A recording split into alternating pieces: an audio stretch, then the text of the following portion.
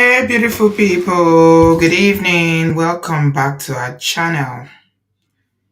How is everyone doing? I hope we're doing well. Happy new month. I think this is my first show since we got into May. So let me wish you a very happy new month. I hope you are all doing well. Welcome to the month of May.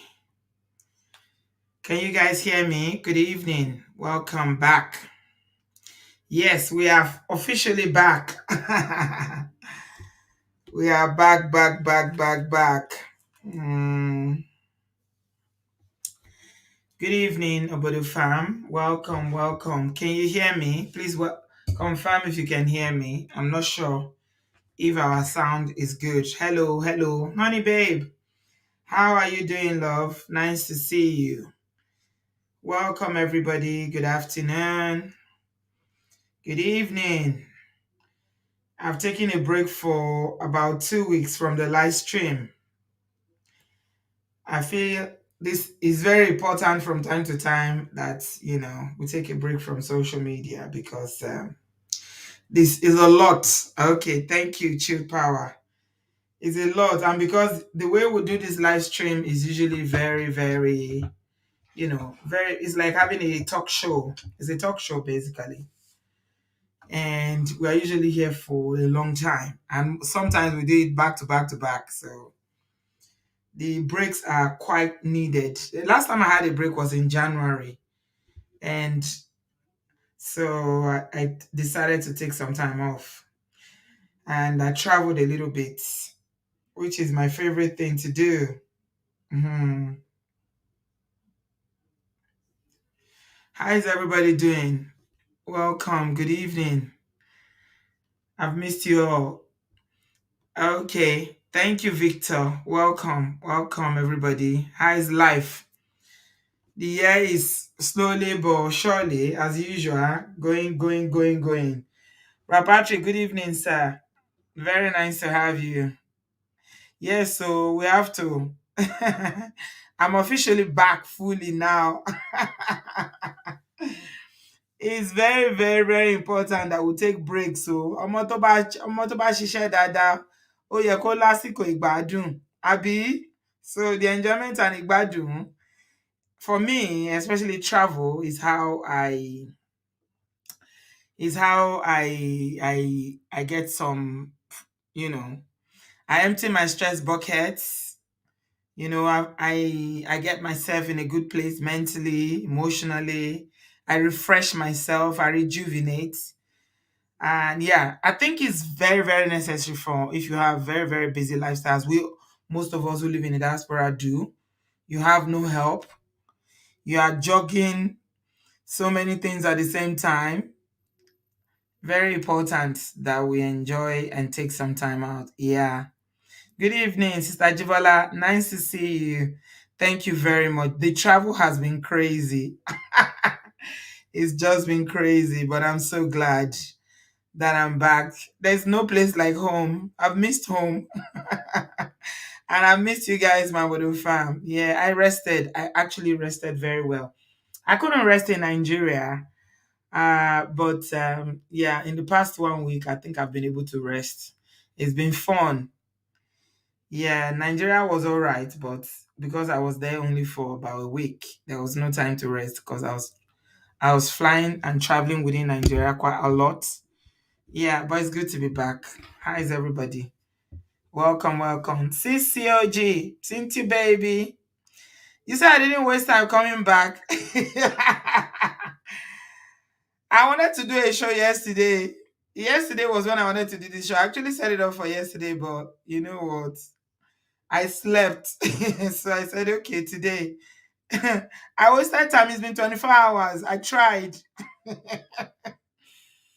These live streams are very, I miss them. Yeah, it's not the same. Somebody sent me a message today from Nigeria and said, Auntie B, what's been happening? I've not been seeing your shows. What's going on? I'm like, I did post the videos from Nigeria. I think I posted 2 videos.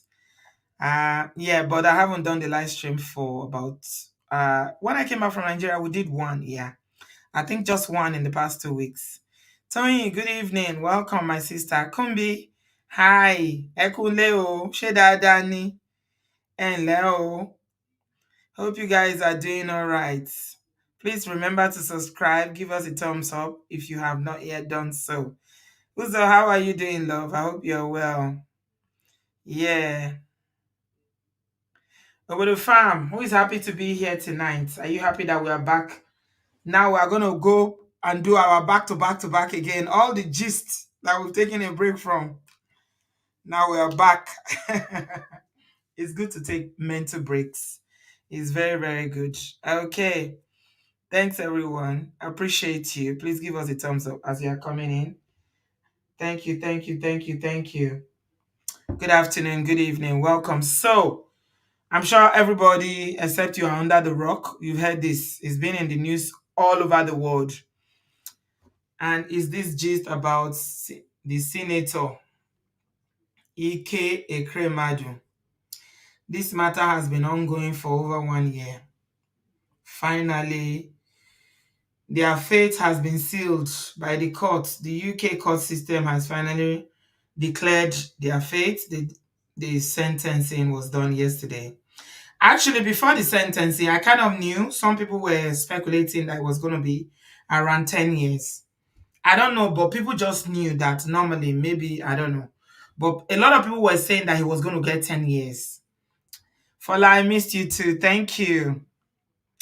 Thank you, Chill Power. Yeah, I'm happy to be back. Yeah, I saw the interview. So the daughter granted an interview. Yeah, I feel I have some sympathy for her. But unfortunately, I don't think her parents are getting any sympathy from Nigerians at all. Indeed, all Africans, because politicians generally they are not nice to us. I think this is where this is coming from. If you go to Nigeria, you'll see what I'm saying. I mean, elections are conducted in Nigeria, and these elections are usually like people do it like it's a do or buy affair. And when they get into offices, it's like they are going in there for their own gain. Yeah, they go in the majority of the time. They don't do nothing for the population. They don't do anything for the states, those who are senators or House of Rep, even the state legislation or the legislators, the governors. They do nothing. It's all across from the state to the federal. It's like people go into politics in Nigeria for their own selfish gain to enrich themselves. So, I mean, I've been reading comments on social media, and I can't say that, Ekweremadu and his family are getting any sympathy. The only person that's probably getting sympathy is the daughter, and that's because she's ill, right? But it's not even a lot of sympathy because people are like, what makes you think you're special?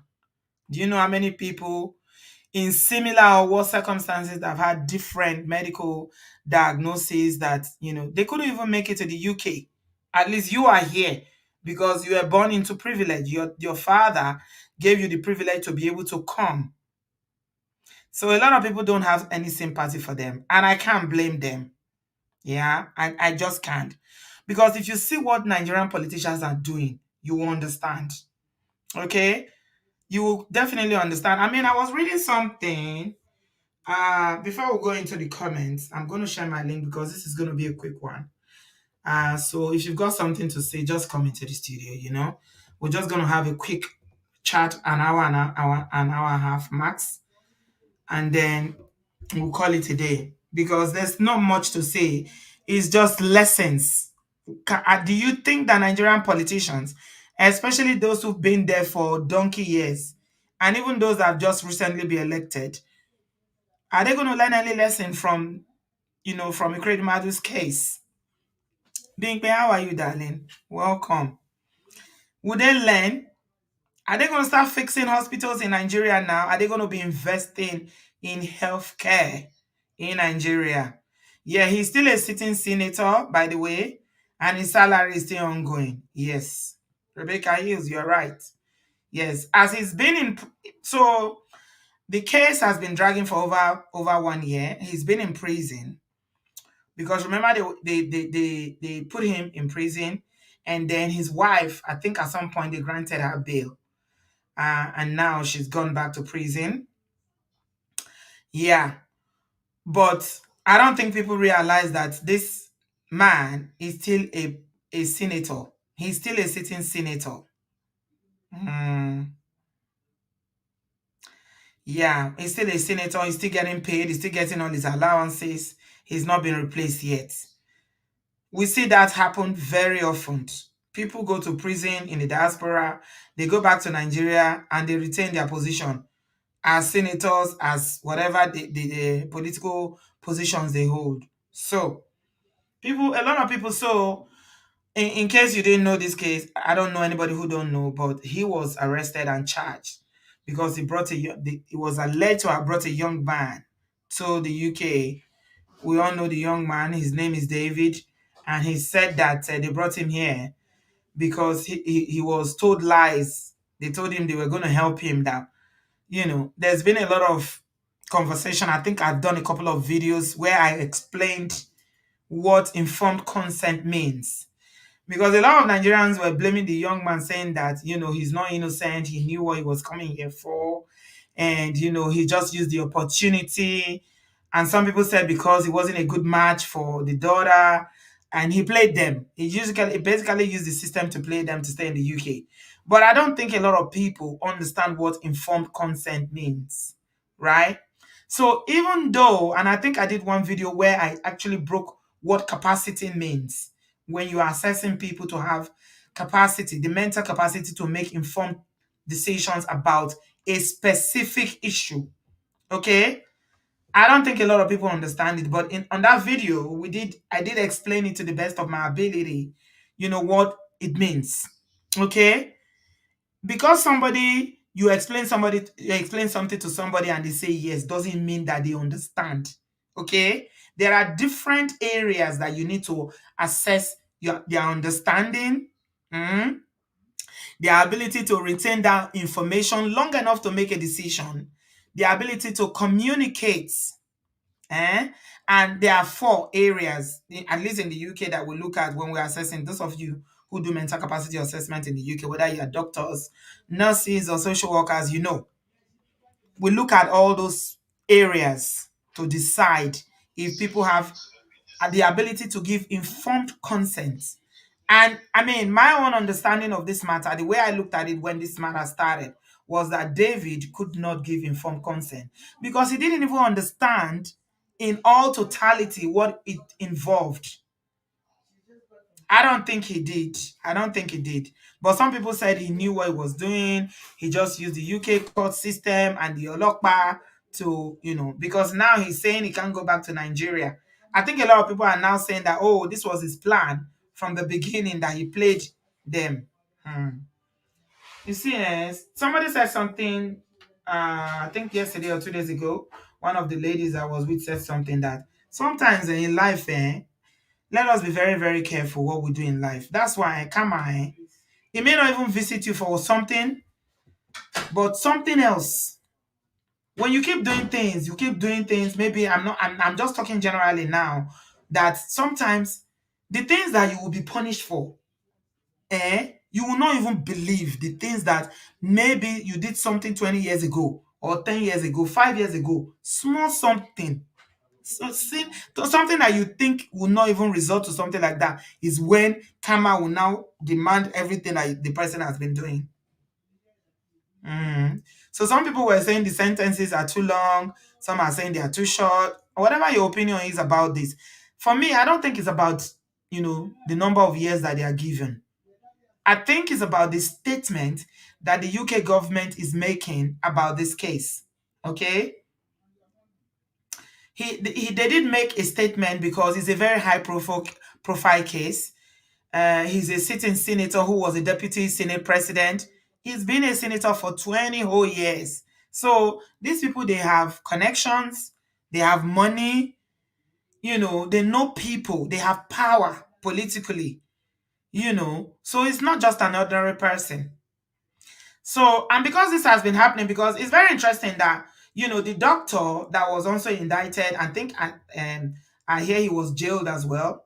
This medical doctor, who was the one they said he also had a kidney. He was the first person that had the transplant, and I'm very curious to know how he got his own kidney, because they didn't talk about it, because he was not on trial for his own. Remember, he already had his own procedure. Correct me if I'm wrong, but this is my understanding of the case. How did he get the kidney that he used for his own transplant before he tried to help Sonia Ekweremadu with her own? Hmm? That's another thing, because sometimes it's easy for you to say, no, maybe these people, is not their fault. You make excuses for them, but you just need to take one look. Take one look at the health system in Nigeria. Then you will understand why people are so mad, why this case means a lot to people, and why people feel that, yes, they definitely deserve to go to jail. Yeah, yeah. Okay, Tony, I didn't listen to somebody sent it to me yesterday, but I didn't listen to it. But Tony said the judge mentioned it. The doctor also lied about the relationship with his donor. Yeah, that's what they did. I believe that the doctor, this doctor, so-called doctor that did the arrangement, also got his own kidney in the same way. So who is that person? His name is Dr. Obina Obeta.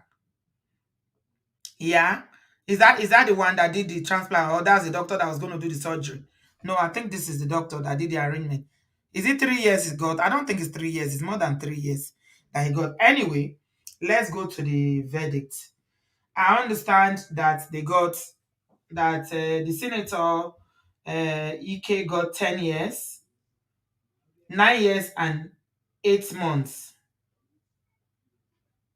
He was sentenced to 9 years and 8 months, and his wife was sentenced to 4 years and 6 months. And the way the UK, yeah, I think the doctor got 10 years. That's true. Yeah, it's 10 years he got. Yeah, so it's not 3 years. It's 10 years he got. Yeah, I think I saw that. So the way the UK system, the legal system works is that I think he's been in jail for over 1 year now. And because he's only going to serve half of the 10 years that he was given. So it means totally he's going to do 5 years. And he's already done 1 year, so he's got 4 years to go. So the wife, I don't know how long she's been in prison, but it's always half. Is half. So even the doctor, the so-called Dr. Obinna, that they gave 10 years, will probably do 5 years, of which he's already done 1 year. So he's going to have 4 years left. But I want to believe that, yesterday, that was saying that they are going to appeal. I don't know if they will appeal, but they are entitled to an appeal. That's how the law works. But I think fundamentally what we should be looking at is, if what does this mean? What does this whole case, from when it started to now that the judgment and the verdict has been given, what does it mean to all these politicians? Because I mean, look at it the other day. Your so-called what did they call the elections they just did? Hmm? Your so-called president-elect is already running abroad. Buhari spent the first 4 years. He spent 80 or 90% of that time in the UK for medical tourism. So it's all of them. And I think for me, what is important is, because these politicians have access to medical treatment abroad, yeah, because they can always travel for themselves, their families. They can always travel. So to them, they don't need to fix nothing in Nigeria. They don't need to fix the hospitals. They don't need to equip the hospitals. They don't need to train the doctors or pay them a living wage. I heard when I was in Nigeria that the I was laughing that the Minister of Labor and Productivity, I think his name is that raggedy ass man, was saying that Ngige was saying that the government should make it compulsory for Nigerian trained doctors not to leave the country until after 5 years. I was like, hello, you didn't train me, and then you're going to deprive me of my liberty to travel? I don't think these people, they don't think. They don't, they just, Because Nigerian politicians, oh my God, goodness. It's not like we don't have competent people in Nigeria that can go into political offices, but because the system, the whole system of getting into elected offices is so corrupt, the decent, honest people in Nigeria who want to go into, who will be able to do some good, they don't usually get involved because they cannot soil their hands like that. The kind of things that these politicians do, those people don't want to do it. That's why you see we always end up with agberus and people who don't have the interest of the country at heart because it's the survivor of the fittest. Yeah. So, because these people, they have access to medical treatment abroad and their families, so they have access to medical treatment, they have access to education, and that's why you see all of them, most of them, I mean, let me say all of them, these politicians, their children don't go to school in Nigeria, so they don't care about the educational system in Nigeria. ASU can be on strike for 1 year, which is the teaching academic staff, the teachers or the lecturers for higher education. They don't care. They won't address their concerns. They won't come, they won't even negotiate with them. Do you know why? Because their children are not in those schools. So that's why even the hospitals, they would not, they will have a Ministry of Health in Nigeria. Every year they have budgets. They have money, they have government hospitals, which is where most people who cannot afford to go to the private hospitals go to. Majority of the population, they go to. You will go there. There are no resources there. They don't have beds. Ordinary things like cotton wool, they won't have it.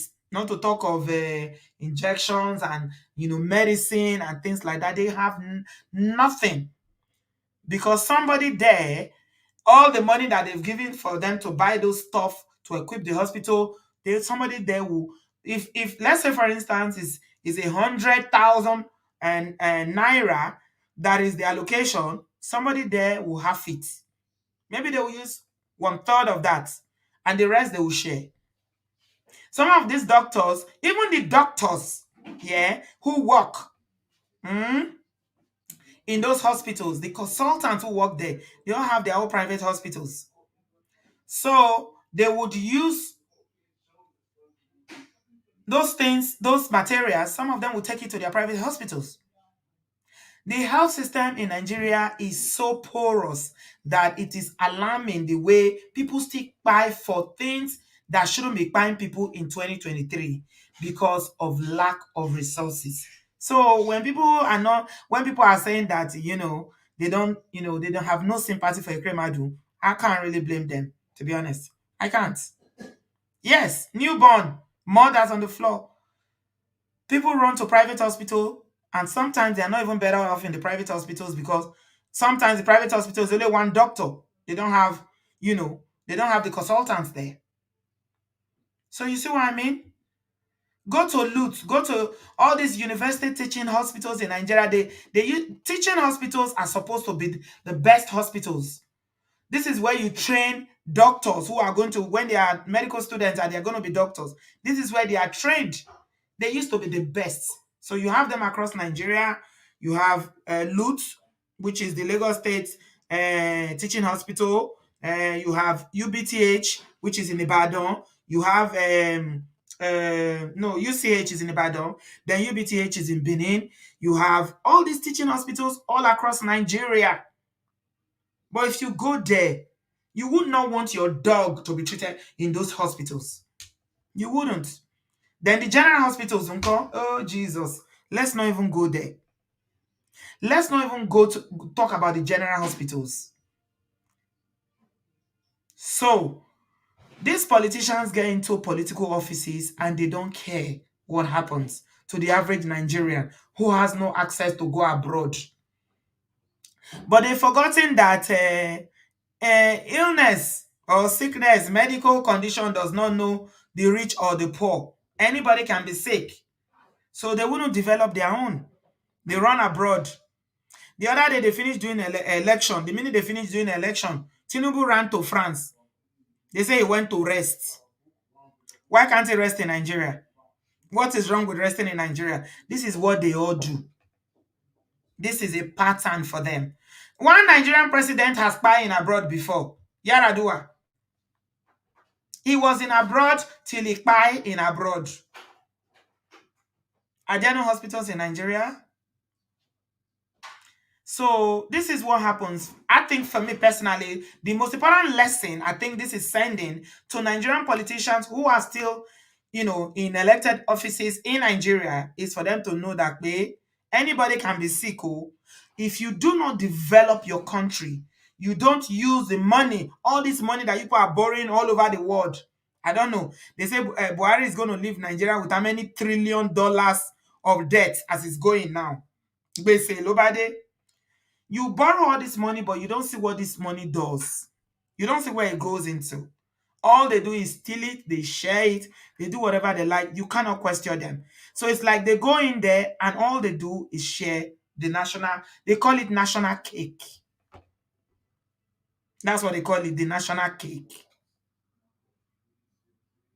So yeah, the reason why somebody is saying that Vivi is saying that it is funny how Nigerian back home are sympathizing with them. Yes, because again, remember how we often talk about how poverty is something that they've used to is a curse.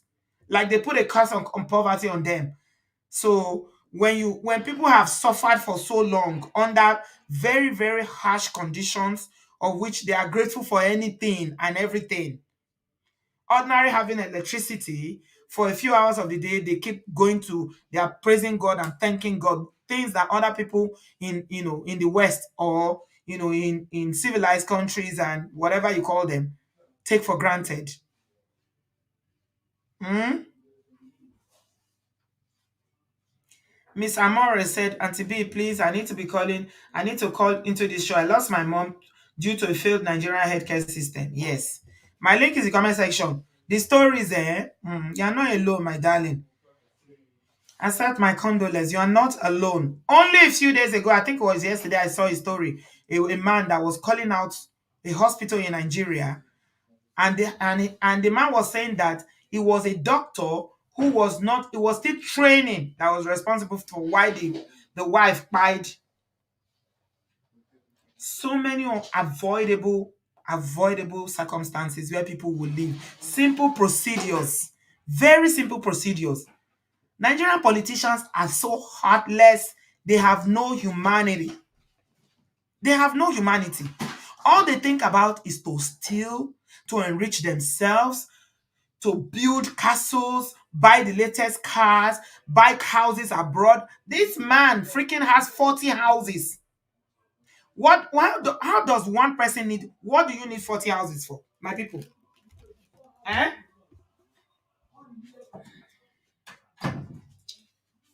What do you need 40 houses for? If not because of greed. Ekweremadu, and those are the only ones that people know. I'm sure he has more. He's not the only one. This is what they all do. This is what they do. And that is what is important. But Nigerians, unfortunately, especially those who live in Nigeria, a lot of them cannot see beyond, somebody even wrote and said that they should beg King Charles. Today's inauguration, right? That they should beg King, is that senseless, what's his name? Reno, that his brain is at the back of his head, that Buhari should beg King Charles to pardon Ekewremadu. The link is in the comment section. Check it again. I'm posting it now. Yeah, this is it. He's sending a very strong message to them that you cannot, if you don't develop your own country, you keep running abroad for these things. When your own, if you don't obey the rules of the country that you are going to, you are going to go to prison. They will jail you. Yeah, somebody said that look, though, by now they should have different extensions, but do they put, they don't equip them? No beds, no drip, no nothing, nothing, nothing, nothing, nothing, nothing, nothing. So I mean, how do people feel about this sentencing? It's not about the length, whether it's short or long, but do you think that Nigerian politicians are going to learn? I'm sharing my link. Let's have a conversation. Do you think that they will look inwards now and fix their own in their own country? Yes. Or are people, when they come back, are they going to do like Alain Messia? Once upon a time, there was a governor, I think he's from Bayelsa State. They call him Alain Messia, who stole so much from Bayelsa. Bayelsa is an oil producing state. This man came here and the UK government caught him with a lot of money. I can't remember the sum of money that he was caught with, cash, and they put him in jail. I don't know how he escaped, but he found a way to, he dressed like a woman and escaped from London or from the UK back to Nigeria. This man got back to Nigeria. Do you know what they did? They were doing Thanksgiving.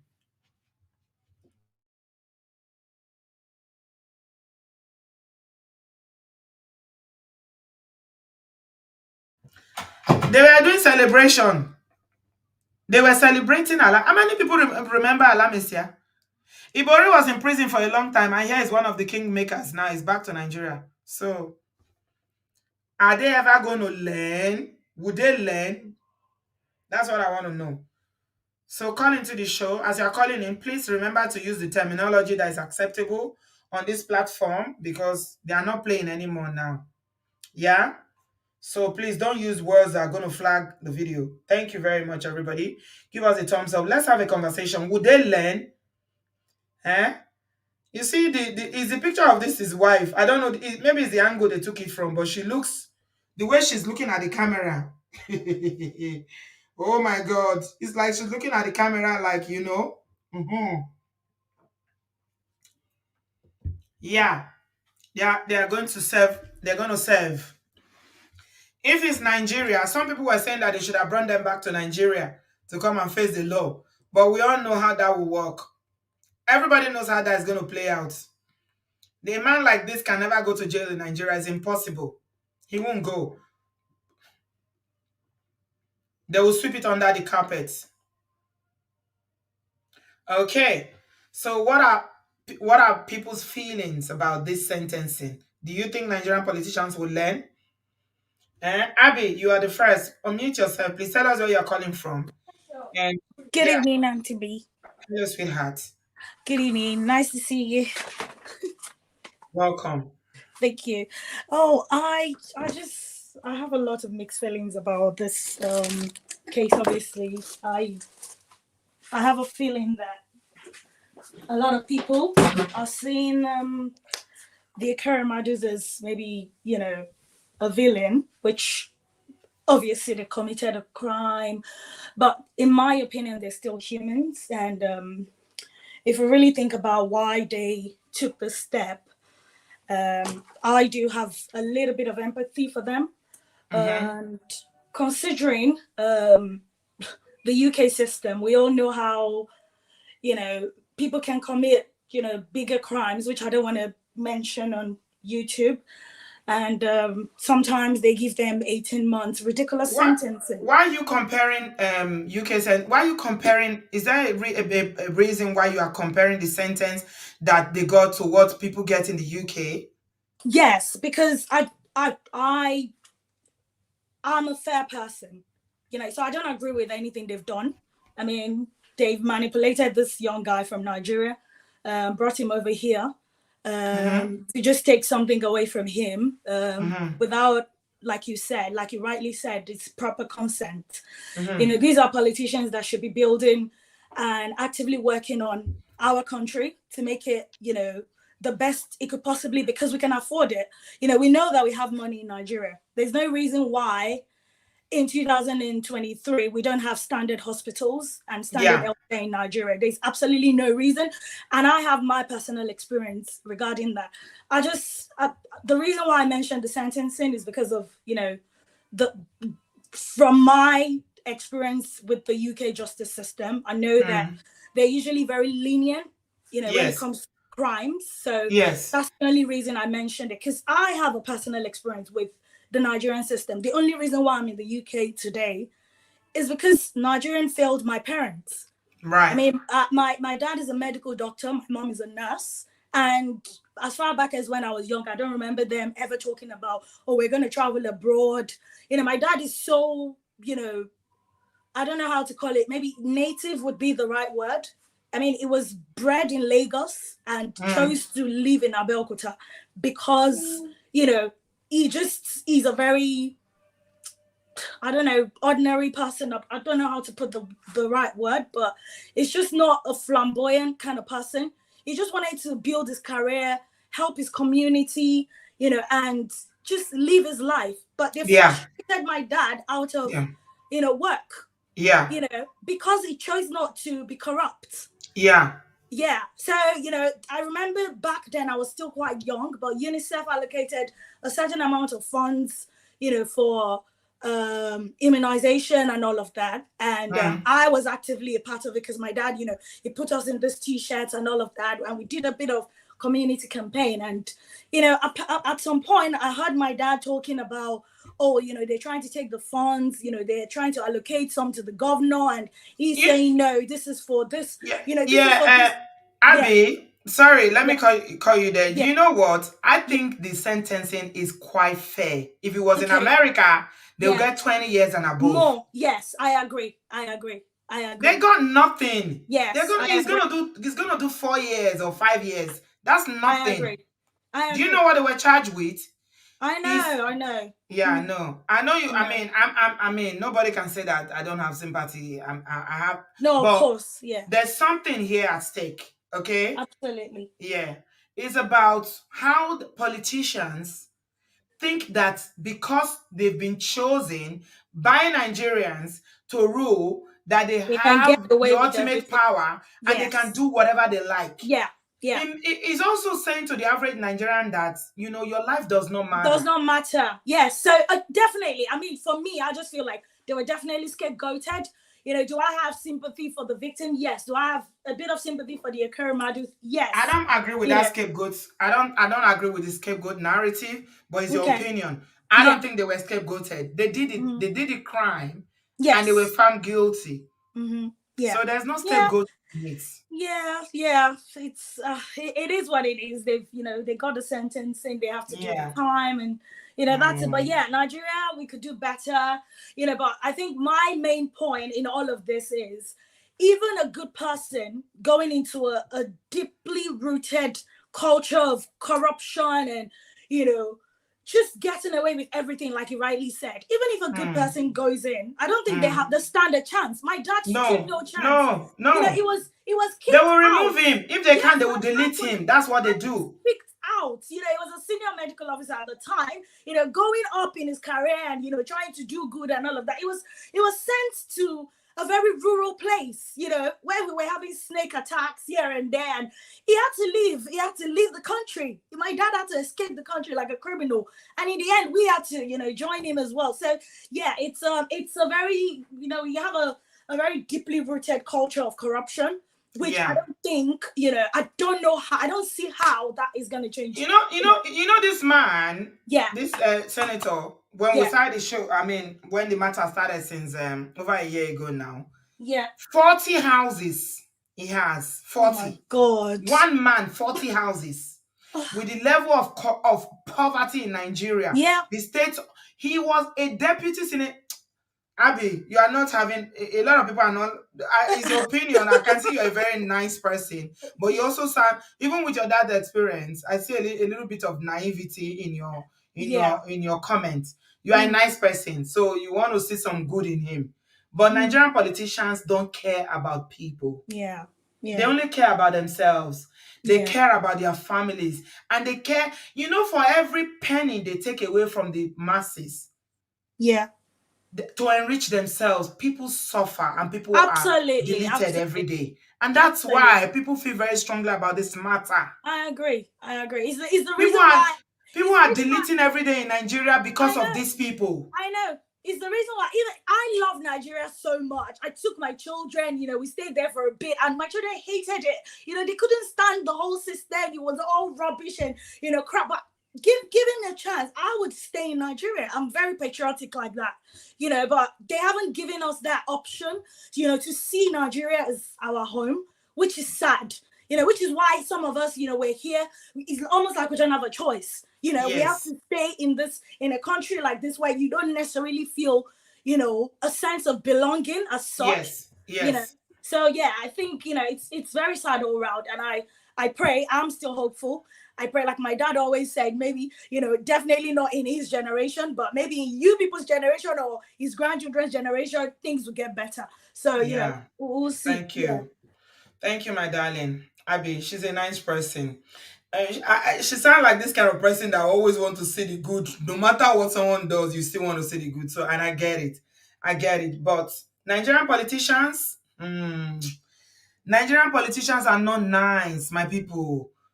I spent the week with some ladies from other parts of Africa, and they do talk about their country, and the disparity even within Africa between Nigerian politicians and say politicians from Uganda is wide. There's corruption everywhere in Africa, but Nigerian corruption, it has PhD. The corruption in Nigeria, I don't know what can end it. I don't know. It's not possible. See, I have so many stories from my visit to Nigeria. I've not even had time to gist you guys. You guys, we're going to be talking about it. The corruption in Nigeria is so deeply rooted. It's not only the politicians or the ruling classes or the rich people or whatever. It's everywhere. It's a culture. It is so much. If you are doing the right thing in Nigeria, they see you as the odd one. They'll look at you as if, all these obodooyinbo people, you people have come, oh. And then the funny thing about it that they always see you as you think you're better than them, or that you think you are superior. Nigeria, egbagbe, forget it. Okay, let's move on the conversation. Give us a thumbs up, guys. Winter Georgia, you are next, my sister. Welcome. Thank you, Sister B. Can you hear me? Yes, my darling. How are Ah, you? Adeo, Ekabo. Oshe Jare. Anyway, first, I just want to find out because you're conversant with the UK legal system. Are they eligible for parole? They can appeal. I don't know if they are eligible for parole, but usually that 10 years is 5 years. That's the UK system for you. Okay. So they will do half of it. Yeah. Oh, It's so not, so the wife may end up doing 3 and the husband do 5. yes, that's what they will do. Oh, But if they appeal and they are able to win the appeal, they might even do less. okay, okay. Yes. I think that I yesterday I took my time to listen to the judge that gave them the sentencing. And trust me, I don't think I've seen something like that in a long time, because there was such a chronological breakdown of how this event happened. Because before we are just hearing this, that, the boy is 15, the guy went to police, this, that. But the way the judge broke it down, he shared a lot of insights Mm-hmm. into I don't know if you saw that. It's like a 30 minutes breakdown. Yeah, yeah. I I didn't don't watch it, but I trust the UK legal system. Yeah, and Let to me be say that. so you Yeah. need to watch that thing. Mm-hmm. To the extent that the judge said he took into the account that former President Obasanjo wrote a letter. Wrote to them. Yeah, yeah. Yeah, the Senate president, the Speaker of all They of all wrote yeah, begging. They think it's Nigeria that you can beg. exactly. So and then there was one thing that the judge said. He said he had in 6 months £600,000 was deposited in his account, this Ekweremadu's account. Hmm. Auntie B, go and I beg, I fear Nigeria politicians. You A know they came boy, now. When a to Georgia, boy, you don't forget say they come. When he went to court for the first time, do you remember that some of his friends in the Senate came exactly, where are with they their now? agbada? They wore their agbada. Yes, Shameless these people. people. Auntie B, I said, a boy that want to give your son, give your daughter his life, you know, if you even give her like 20 million pounds, making heads even scatter. The boy no go talk. It's not even about that. The boy no Yeah, understand say he go deal with medical issues for the rest of his life. yes, You don't and know. You don't know what it means. Say if they come out one kidney, say you there on one kidney, say na exactly. wahala lo bade.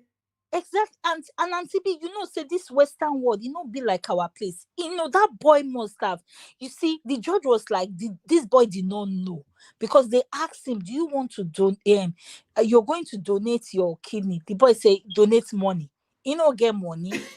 So he go, you know, say, yes, now, I and thought the boy know, he understand he no reach that level. level For me, exactly. you don't know that Obasanjo wrote a letter now, Yes, to the UK government oh, to temper justice with with mercy. mercy. And you know, say this Oyinbo people, when you want to do procedure for this abroad, then go sit down with you. Are you okay? Did you eat something this morning? Do you know what you are doing? Now, if they go, they bring them for examination room 200 million times. They go bring social worker. They go bring psychosocial. Before you know, the boys have go confused. Say, I beg, The what? boy no even know, he no Yes, he understand, he no no understand. know, He he himself no go know know. exactly. He no know wetin involve. He just know say human being dey get kidney, Get but he kidney. no know wetin involve to remove one. Exactly. That is where the situation go like, and you see our people, this our politician.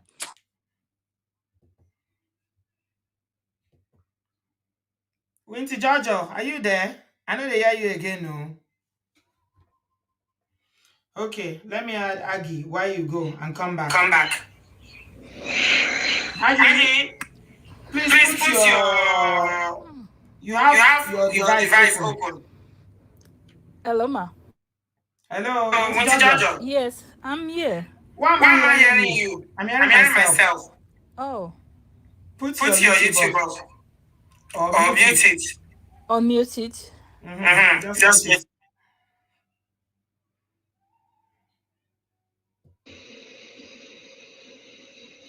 Aggie, can you hear me? Angie. Oh, hello, Auntie B. Hello, sweetheart. How are you? Welcome. I'm fine, Auntie B. How are you? I'm good. Auntie B, I just called to answer your question. You asked the question, will Nigerian politicians learn from this? Yes. You know, Auntie B, they will learn from it, but in a different way. Okay. They would learn to re-strategize. Not They to will come to learn to not the to go West. to the West anymore. They'll go to They will India and Pakistan. thank you. They'll go to all those places. That's what they're going to learn. They will Hmm. learn to pay more in Nigeria to private doctors to Hmm. do Or these bring things the for them. consultant to Nigeria to do the So operation. Nigeria to do it. They have learned something, and that is Hmm. strategizing their ways. Hmm. That's what they've learned. This thing is not going to stop. It's Hmm. not going to stop. You know, this thing has. You see the way they all gathered, what Agbada, and went to UK that time to The stand for kind him. of shame that thing gave me, Chai. Hey, you felt shame. I had second-hand No. embarrassment. Did you see the way they were all looking? Like, Hey, hey, bring it up. We can handle you it's people. That's what they solidarity. They came to show solidarity to somebody that has imagine. been charged. Yes, that's to Not tell you that they so. are not even sorry for what Hmm. that man did. They are not even sorry. You know, these people have learned a different thing. And even that Dr. Obina, believe me, another doctor will say Obina not smart, rich like Osam. He get how we for run this matter. You understand? Because Yeah. that when I listened to the is it the crown? I listened to the judge was The while he judge. was talking yesterday. While he was Yes. talking yesterday, and he analyzed everything. Dr. Obina also actually did his own transplant plan through almost the same thing, the same Yes. means. Yes. You know, so he lied that the person that did for him was his cousin, it was his Hmm. relative. You see, so that means I don't know. Believe me, listening to this thing now, it just brings tears to my eyes. We want to go home one day. We want to take our children. We want to make them feel comfortable in our country. But these people are not thinking about anybody else except I themselves. don't know if that's a possibility, oh, my darling. It's I not. don't know. You know what? When my mom passed, I told my son, I said, "You are the first grandchild. You are going to go with me to Nigeria." My son said, "Okay, mommy, no problem, no problem." 2 weeks ago, I said, "I'm buying my ticket, so I'm buying me and your ticket." He said, "Mom, you know what? Don't worry. Just go bury your mother. I'm You not going think to come." they are not on social media? They see everything that's He, happening. he waved me out like that. Yeah. You know. So how painful can this be? In winter, we are packing on jackets. We are crying. You just want to go enjoy your country. The 6 days you spent in Nigeria and TV, just tell me, did you not feel different? Did you not feel like, wow, this is home? You understand? There's When no the whole, place like home. No place. you know, these people don't care. So No the only place thing they've like learned, home. See, the only given the thing, chance, given the chance, half of the people who live in the diaspora will be in Nigeria. yes, Half of me, the I'm number Africans one. who live in abroad will live in Nigeria. Even with all the madness, because for some Yes, reason, I don't know, even with all the madness in Nigeria airports and everything, there's just some is when I got to Benin, I told my sister, I was like, just putting your feet on the soil, you feel like ah, this is home. this is home. So the Although only Igbo thing never they've feels learned, like home, you always know that you are a sojourner, you are a foreigner, and they will that's remind it. you every day, where do you come from originally? They will ask you. Exactly, exactly. You know, so Auntie B, they've learned something. Though. This thing just opened their eye. You know, it didn't don't open their eyes. So now be saying to re-strategize. You understand? It's to Hmm, start to direct the whole thing to another way. You know, hmm. that's what they've learned from this whole thing that has just happened now. They are not So even you, sorry. so you think they're still not going to fix the hospitals in Nigeria even They with will this not. one? They will not. They will just re-strategize their moves. Hmm. They will not fix anything. They will Oh, not do shit. anything. Forget it. 20 years in the Senate, Ekweremadu did not do anything in his own state. Hmm. He did not fix the medical system in his own state. Hi. He did not do nothing. So Mashu. somebody that even stood Mashu. for human trafficking, against human trafficking and all that stuff, and yet he did it. See, now people will be saying they give you something to test for tongue, they don't want to make you swallow the thing. Go inside truth. It's just they'll show you front, but what is really behind it, what they want to really do. He was just putting on a front for us to think that, oh, you know, see when the judge was talking about all the things that he has done in Nigeria, and he said he sees all those things. Let me be honest with you, Auntie B. He put all those things as a front. Hmm. All of them, they're all wicked. They are So heartless. just They don't have humanity in them. They don't think it's like they don't have humanity if in you and them. They that's don't. why you see Angie, in Nigeria, everybody wants to be rich. Do you know why? Because if you are not rich, it's like you've committed a sin. Exactly. You committed a crime. The reason why Exactly. people are so desperate to be rich in Nigeria is because there's something that money gives you access to. If you True. are poor in Nigeria, you won't Uh, you are done. That's it, you know. And today, make I go back to work. I just wanted to tell you that they've learned a lesson, but that all lesson is right. to restart it. I hear you, my darling. Thank you so much, Angie. I appreciate you. Thanks for calling us. God bless you. Wow. Yeah. Timothy said, Auntie B, what about retirement plans? She will go Namibia. Bye. Timothy, Timothy, that retirement talk is another one. Is another one. How are we going to feel at home in Namibia? We can't. Even within Africa, if you go to another country, even Ghana, you will not feel like you are home. Home is home. You can't replace UK with Namibia. Kole work. It's not gonna work. Yeah, kole work. Honey babe, hello sweetie, welcome. How are you doing? I'm fine, Auntie B. How are you doing? I'm good, well rested, and I am I back. missed you. So the I missed photos, you I'm too. jealous. I wish you were there. You would I have will been. next You time. would have I would have loved fitted to in come. right into that group, man. Yeah, Oh. Auntie B. It's all about accountability because for Mhm, me, is that you want to bring your immoral mentality to the UK. It will not mhm, work. I watched the 30 minutes what the judge was saying before sentencing, and like the other previous callers have said, there's a lot of context and a lot of information that a lot of Nigerians have not bothered to even find out. Listen to, yeah. Listen to, like, for instance, there was one, I think the judge said that it was actually, they interviewed, because there is informed consent.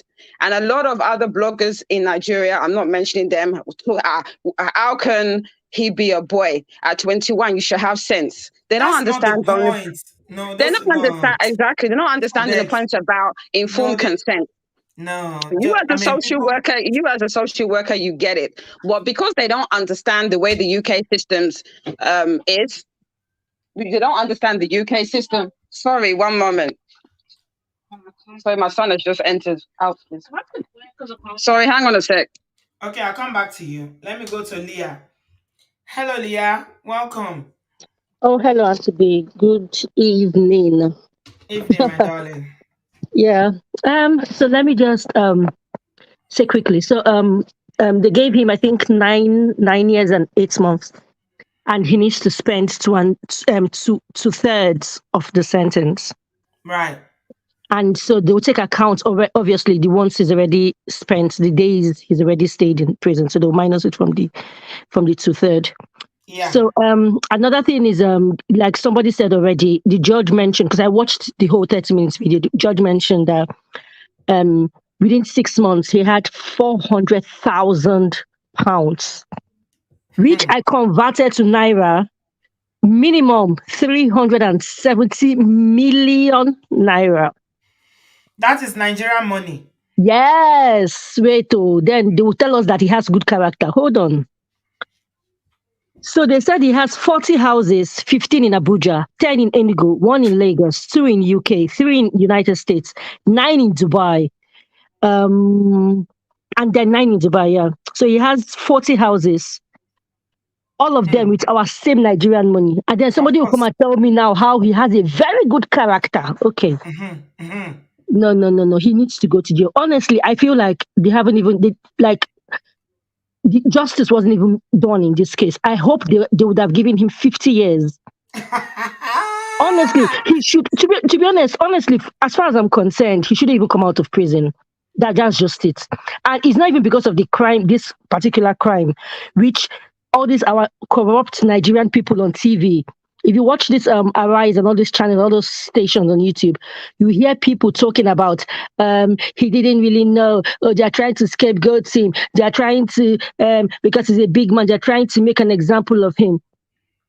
Why would they not make an example of him? He's been there for 20 years, stealing all our money, stealing billions and billions and billions. Yes, they should make an example of him. He should go to, as long as he shouldn't even come out of prison, he should stay there forever. That is honestly, that's because you know how many people have died because of these people stealing our money. These wicked people, they will steal our money, then they will now go and look for the poor people that are looking for any crumbs to eat. They will find them, give them small things to save their daughter. Now, and what they've forgotten is God works in different ways. When he's ready to punish you, he's not going to punish you exactly the same way you committed the crime. He will deal with you in a different route, and this is the route. I'm sorry for the daughter. She's sick, and but her parents are evil, and they need to go in for it. Especially her dad, they need to go in for it. I have zero compassion for them. Those people are wicked. Some people don't even understand the extent of corruption in Nigeria. Let me just give an example. So I have let me just call her sister, very close to me. She does this supply. She supplies stuff to these government agencies like NPA, Nepal, those kind of places. Do you know that she said when she first joined them to start doing contracts there, they first gave her a contract, and they gave her a contract to supply fridge to all of to the whole company, to all the floors in the building. This was about 50 fridge. So when she collected the contract and everything, she was so happy, and she was like, they shouldn't worry. She's going to get them the best fridge. She's going to get them the best fridge, the original one that is going to last. She said the next thing she just noticed is people are looking at each other in the room. Mm-hmm. And then the lady that brought her, that like introduced her to the company, because now called her aside and no, down said, no, people should not worry, don't worry. She's under me. I will teach her. Do you know why they were looking at themselves, Santi B? Like she doesn't know what it means to do contracts. And all the while she was making noise and talking of how she's going to get them the original. She's going to make sure everything is. They were like, wait, what? You don't want to make money? They were like, no, they were like, we need this fridge to spoil within 6 months. Are you an enemy of money? They were like, we need this fridge to spoil within 6 months. And you are there telling us you want to get original. Are you okay? Hey, it was then she now understood. So the plan is you buy the fake ones, the original China fake ones, then they would the label, they'll just carry like maybe like an LG label. On the contract, they'll tell you, okay, we want LG fridges. But then you go out to the market, to Alaba, you buy the fake ones, and you must make sure these things are fake. Because remember, they need to spoil within 6 months. So you will not, in Alaba there, they would change all of the whatever there and change them to LG. So they just put the LG front, and that's how what they deliver to the company. And then you wonder why 6 months later the fridge spoiled. I believe you, Leah, because I didn't know they have fake TV. I had no idea. It was this Nigeria that I went to. My friend who recently finished the building, and they bought TV. And that's when I knew that it's possible for you to buy a television that will have what's that make you just mentioned now? In LG. front of it, LG. Yeah. You have LG, but it's Android TV. Yes, now, and today, this was They not put the telling you. television on. Let me make you laugh, Leah. It's LG's, right? You know how they write the make of the TV in front. But when they put the television on, when it's loading, you know the first thing he said Android TV. I say, I know. I what know. is this? He said, I said, what is this? Even TV is fake. Auntie B, this person I'm telling you, she has supplied TV as well, so I know. But the kind of TV they want is Sony, so they will just change the front to Sony. I know these things. Like, how about just generator? How about fuel? Auntie B, people should forget. Some people come and say, Nigeria will change. Nigeria can never get better. Never. It's not going to happen. Because of how deep the corruption is. Even when you come out and say, oh, let me do something, they will just buy you. They'll first warn you. They'll first warn you and tell you that, listen, this is not how we do stuff here. If you don't listen, they'll just take you out of there. They don't have time for nonsense.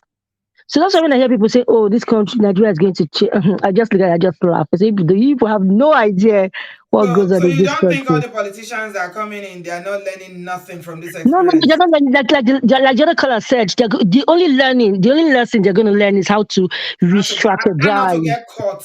They are going to re-strategize. That's what they will do. They'll stop coming here. They'll probably start going to India. Thank you so much, Leah. I appreciate your call. Let's move on very quickly because of time. We've done 1 hour. Miss Amore, where are you calling us from? Welcome. Oh, hi. Hello. I hope I'm not echoing. No, you're fine now. Where are you joining us from?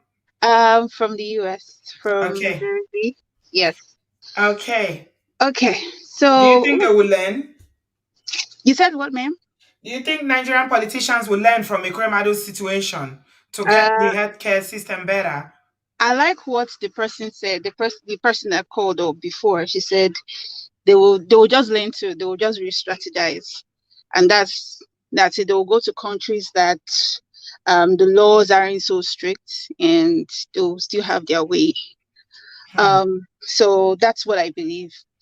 For me, concerning this case, I don't have any form of empathy. Nobody can force that empathy out of me.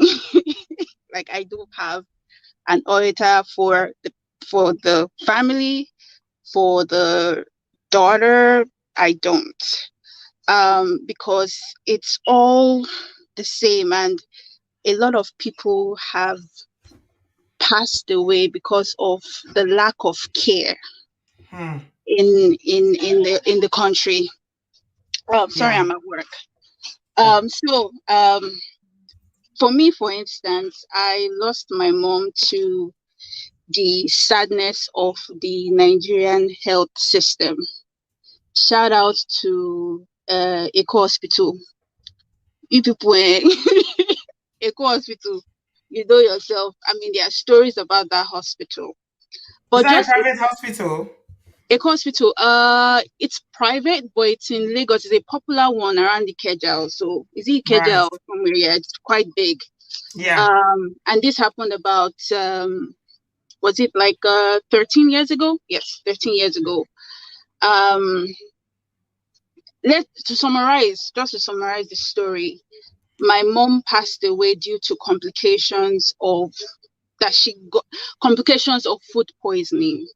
Hmm. It was something that didn't need to escalate. It was Hmm. just she was going through situation, just diarrhea and stuff, and you know, if that happened in the US or anywhere, it didn't have to escalate to where it did. Hmm. Unfortunately, the escalation was she developed kidney failure. Hmm. Um, she was low, what's it called? Low blood sugar. She died a sad and painful death. I'm not Like, and I sure. saw it with my own Hmm. eyes. Hmm. Um, and looking at how everything out. Let me even explain why. Let me say one of the things that was so mind-boggling about the whole situation. Yeah. Um, Go ahead. yeah, my when she was admitted into the hospital, there was only one doctor on the floor. Um, and this wasn't even a very trained doctor, it was an intern. Um, and unfortunately, she was overwhelmed with the amount of patients that she had to take care of. Hmm. And she was left unattended. When you talk about money, there was money. Money wasn't the problem, Hmm. but there was nobody to care. Hmm. Sadly, the doctors weren't also paid. I think a week after the doctors went on strike. Hmm. Um, and the sad thing when she started to develop, kidney failure and all that, um, there was only one person that could operate the dialysis machine. She was pregnant. Hmm. And unfortunately, the week she had to go on maternity leave, that week my mom was in the hospital. So by the time my mom was experiencing our kidneys were shutting down. There was nobody to operate. There was nobody to help her operate the machine. So when I look at something like this, you look at the number of people that have that Right. have gone, yes, Hmm. Hmm. that have died. Hmm. You can't expect someone like me that saw it firsthand. And it's not just because I'm being selfish, but I hear this story. It's not just me. I know Yeah. people that Yeah. have also gone through, and it's such a very traumatizing experience because you're at your wit's end. Hmm. You don't know what to do.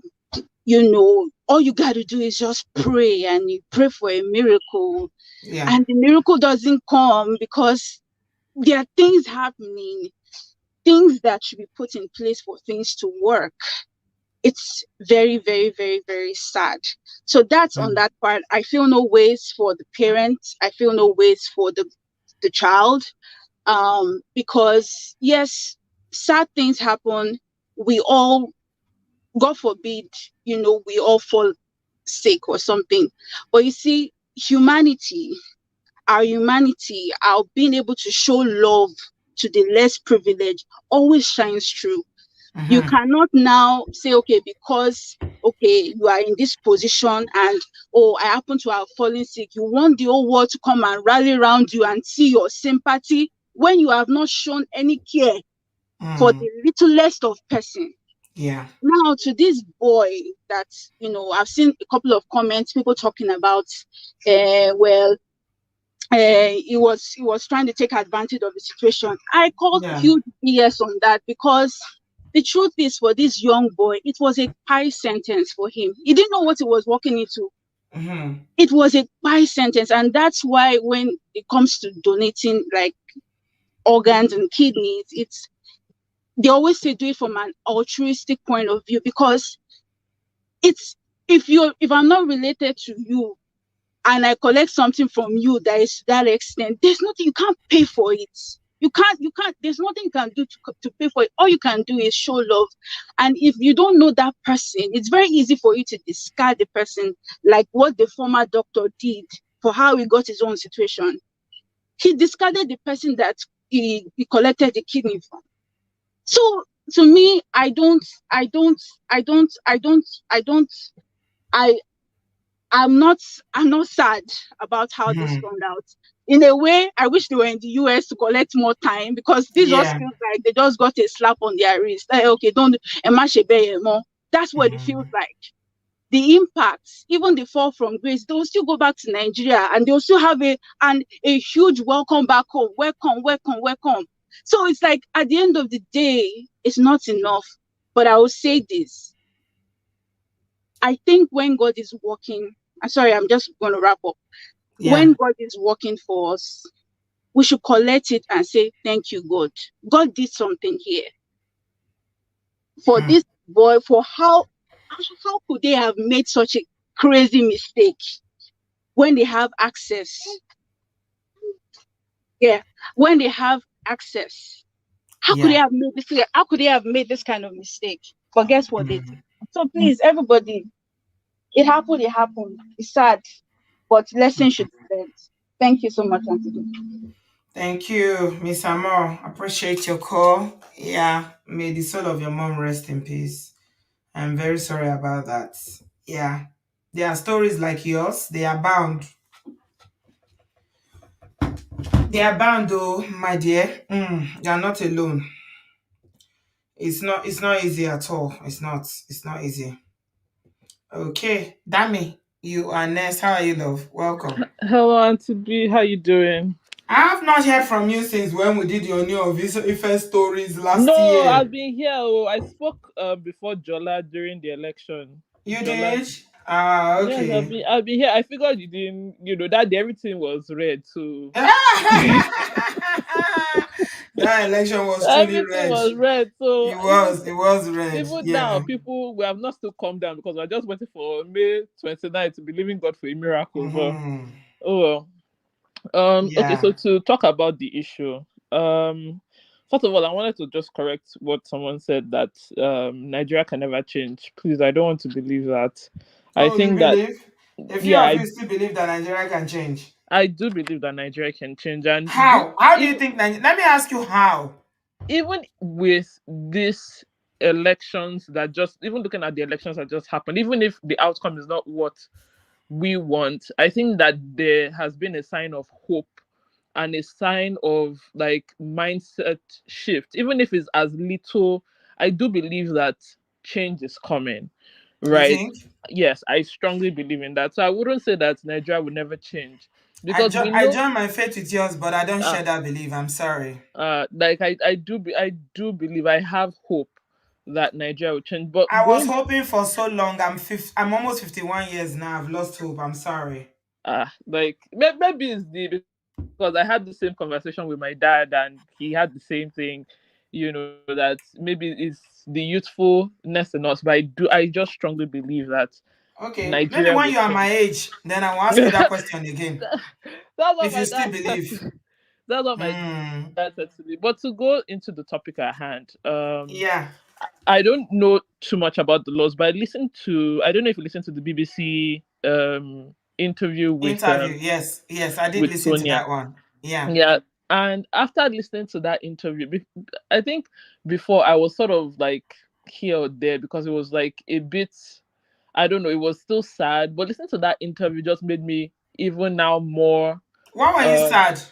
I not sad, but I couldn't, there wasn't any form of empathy. Before I could empathize with, okay, this is a serious issue as a parent, all of that. But after listening to that BBC interview, that went out the door. Why? One is the fact Sonia said something. She said that on her father's side of the family, that they've had kidney issues. So even if you are selfish, even as a politician, if you are if let's say we're going to say the least I would have done is at least built a hospital of a reputable standard in my village that can at least take care of the health challenge that we know that is in my family, if that makes Hmm. any sense. Yeah. So it just showed that, okay, this is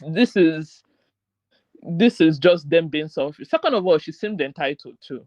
I couldn't, there was just something about that interview that just made me feel like, wait, you're not the first person, you're not the only person. You just happen to be someone that is of means that has this disease and could sort of manipulate your way, whether through political and Why do whatnot. you think she's giving the interview now? Why do you think it was strategic that she gave this interview just when the father and the parents were sentenced? I think, first of all, I thought the interview was stupid. If they were doing it for any form of PR, rubbish. It I, was absolute rubbish. I'm not sure why. I think that they're trying to gain sympathy with the general public and trying to let us see reason why the action sort of made sense. Because again, so listen to the yes, they're trying to humanize the situation. mm, That's what they were trying to do. And it's definitely a PR stunt. Yeah.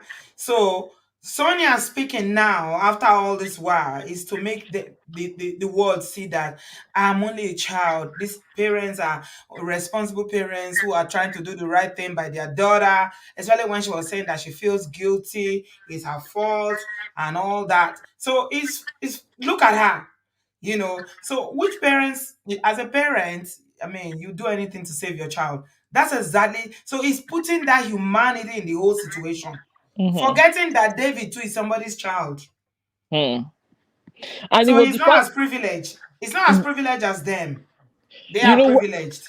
when the interviewer asked her and said, the guy was being presented as your cousin or something, and the lawyer said she can't answer. Like, to me, I was just like, what kind of, like, again, there was no way the interview even helped any of it. So who But goes as for you're an right, interview with their lawyer present to tell them what to answer and not to answer? If you didn't know that it was a PR thing that was arranged to gain sympathy or to garner some sort of empathy for people to know that she's only human and their parents, then you will know. Because she couldn't answer because the person that was speaking in the background stopped her from answering. mhm, so to me, it was kind of, because, to be honest, throughout this whole case, I've just been like, yes, I think that they should have served their time and all of that. But I could sort of see reason of, okay, their parents, I can imagine if I told my dad, I'm sure my dad will sell everything that he has. Like, I understand how, I'm not a parent yet. But after that, I just saw privilege just speaking in all of it, like the privilege without even thinking about the other side of things. How is it that it's a known thing that in your father's family you have kidney issues? Mhm. And so even if it was a wicked man, as wicked, like, at the least, there be a standard hospital with the level of influence and money that he had. Let it be that, okay, you establish a wing of hospital. What state are they from? I believe in Enugu or something. I'm not really sure. Of the hospital that is like for kidney donated in the name of Ekweremadu and all that kind of stuff. Like, to me, it was just kind of like, wow. So this had to happen before, they realized all of that. Then I was going to say something else. That, Mhm. another thing that I noticed, like, even with the law, because I imagine if it was, let's say we had a Canadian, because I'm in Canada. Let's say it was a situation between our Canadian leaders, right? Why would it have been different?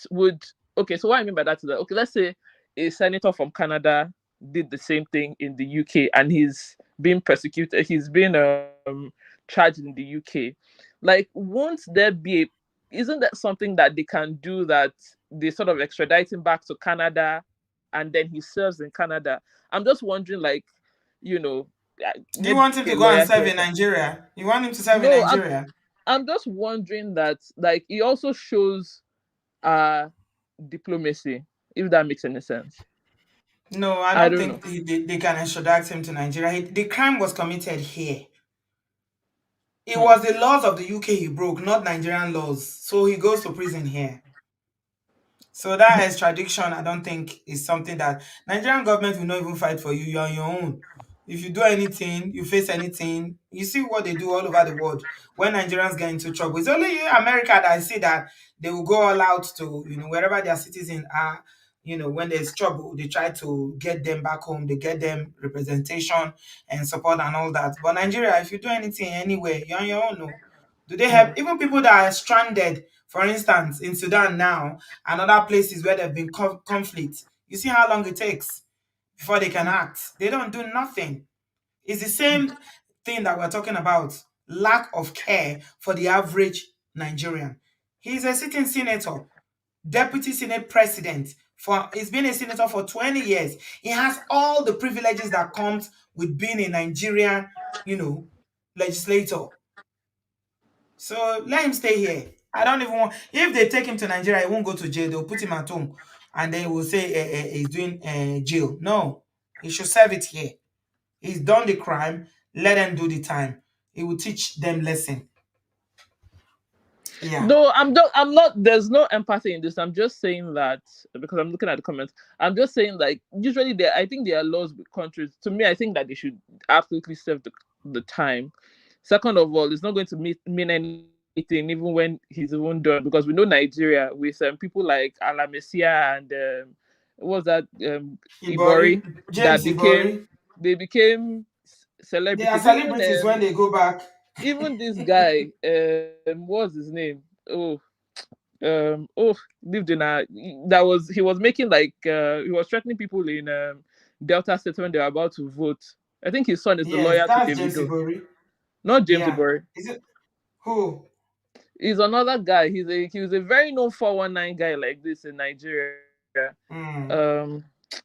And this is someone that is a big time he's a big man in Nigeria after serving most 20 years in the UK, So we know that by the time they go back to Nigeria. So not that I want them to, but I'm just wondering, like, in terms of like diplomacy, because I saw that argument on Twitter. I was just wondering, like, okay, maybe someone that's a lawyer will understand what I'm saying. Yeah. Okay. Okay, Thank you Auntie. very much, Dami. Look All right. after yourself, love, and call I again will. soon, okay? I All right, will. sweetie. All right, bye. Okay, Barry, you are next. Is it the Barry the man or Barry the woman? We have two Barrys here. Barry, Auntie me now, Barry the guy. Oh, Barry the guy, welcome. Auntie, how about you now? I do, body day inside clothes. How your own body? We just did the try keep things together. We take on one day at a time. Good, Take good, on one good. day at a time. Yeah. What are your thoughts about this situation? Do you think Well, he's getting enough or less or lessons? does he deserve what was handed down to him? I would say yes, that he deserves it and even more. And the reason why I say that is if this guy gets released tomorrow, I don't think it will be a shock or a surprise to anybody to see that Nigerians would even celebrate his homecoming. And that is what I find most disturbing, is the fact that what is meant to be abhorred, what is meant to be frowned at, is now being celebrated in our society, in the society called Nigeria. And I also entered in the comment area, like even like the corruption actually starts from the airports. Like immediately you get to the airport, everybody wants to be squared. What you can find or they will find a way to frustrate. They'll find a way to frustrate you even before you leave the airport. And another angle to this is that Nigerians, I feel that politicians in Nigeria deliberately put Nigerians in that state so that they can do certain things. A perfect example is what just played out with this senator, where he could easily go down to Nigeria and pick somebody. So we are now like an organ farm where you can just go pick just because they've been deprived of electricity, deprived of jobs and everything. So whatever comes at you, even if I should throw $1,000 at you, you would grovel and you'd run for it.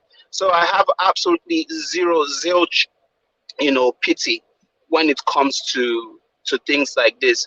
What is most concerning to me is the fact that Nigerians have been brainwashed not to accept, to turn around and say no, we will not take this. Rather, we embrace things like this. Yeah. You said it. You said it earlier on today. Like it's something that has come to stay. And even if you say, "Oh no, I am not going to, give bribe. I'm not going to, go that line," they would look for a way to frustrate you and push you out of the system immediately. Mm-hmm. During one of my dissertations back in Nigeria, my roommate did his project was on corruption in Nigeria, and when he passed around his questionnaires, he gave his questionnaire to someone and he was asking a person. His name is Larry. He gave that questionnaire to somebody and was like, okay, if you get a government job now, what would you do? The first thing that came out of this young man's mouth was, "Oh, I will take care of my friends and my family." That is the average mind He spoke the for you truth, in Nigeria. and Yes. that's exactly what he would do.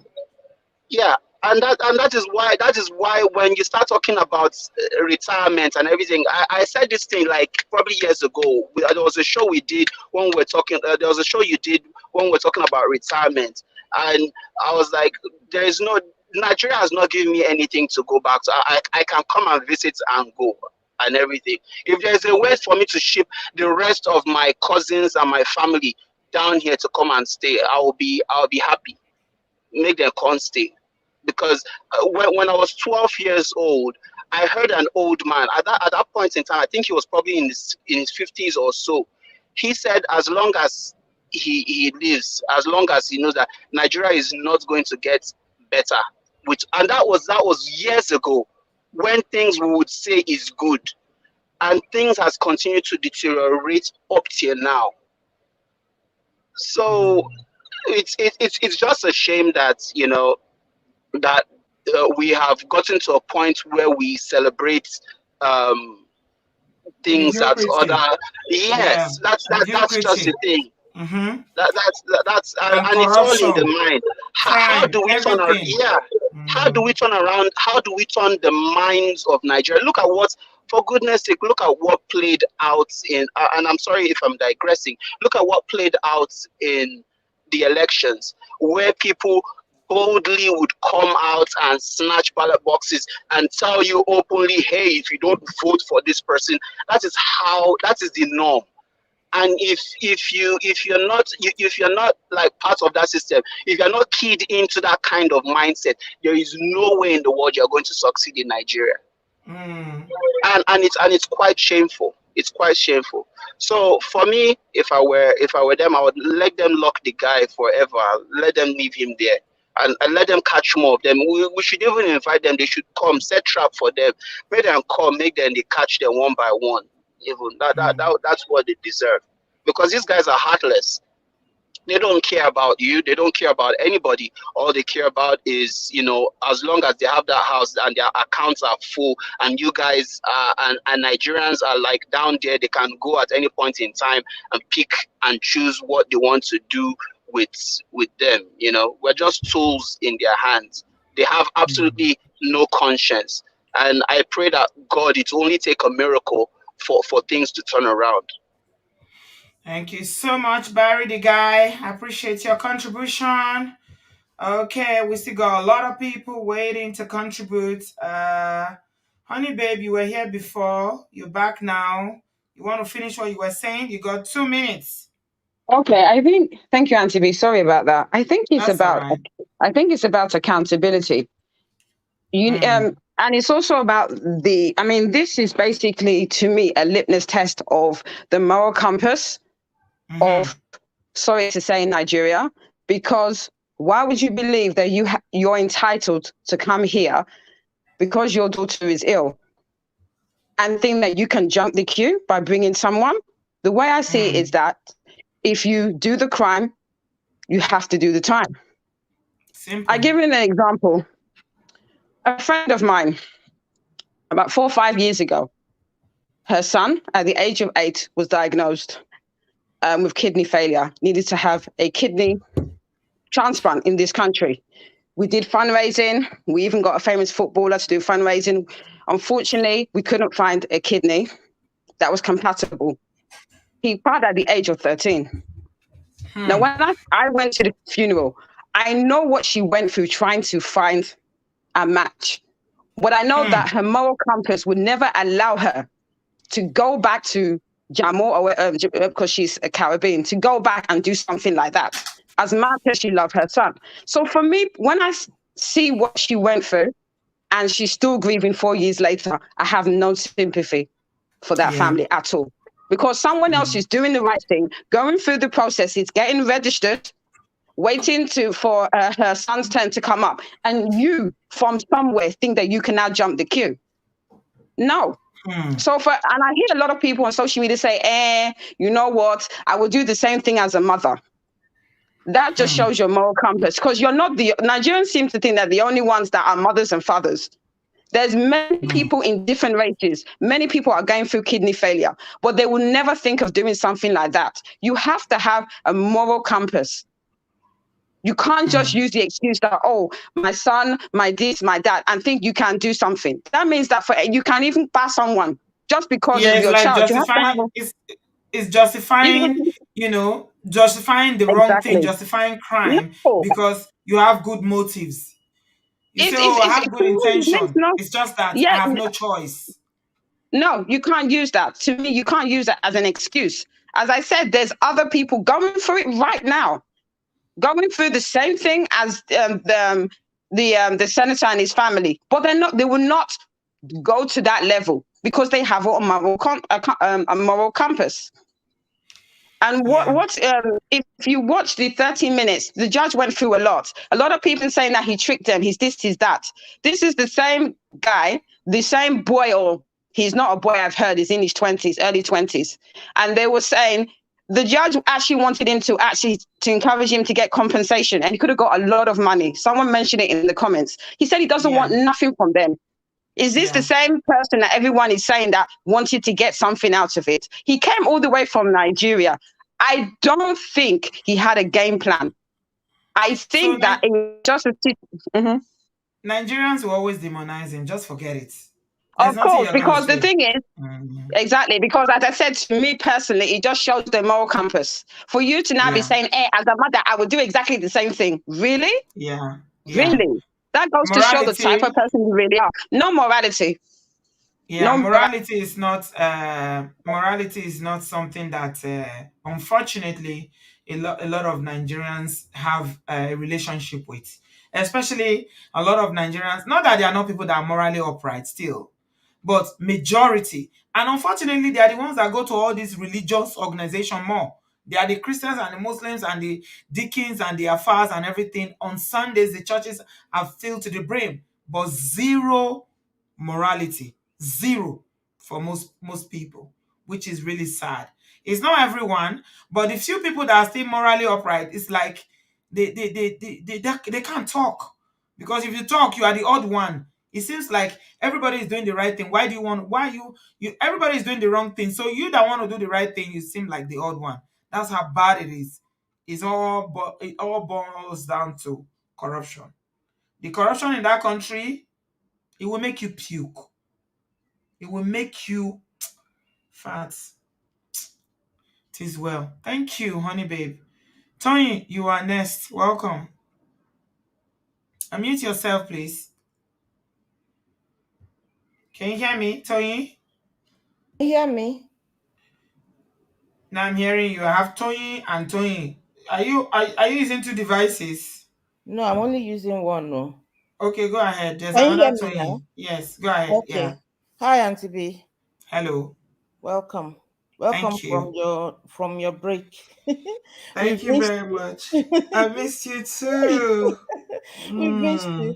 Okay, so we as Nigerians, we should put sentiment to one side, because I see a lot of sentiment in all the things I've been watching on Nigerian channels, they don't really understand, as you said, what the UK is actually the charge against this is the modern day slavery and organ harvesting charge, because they have the intention of removing somebody's organ and then paying that person, and that is not allowed. So that is the charge.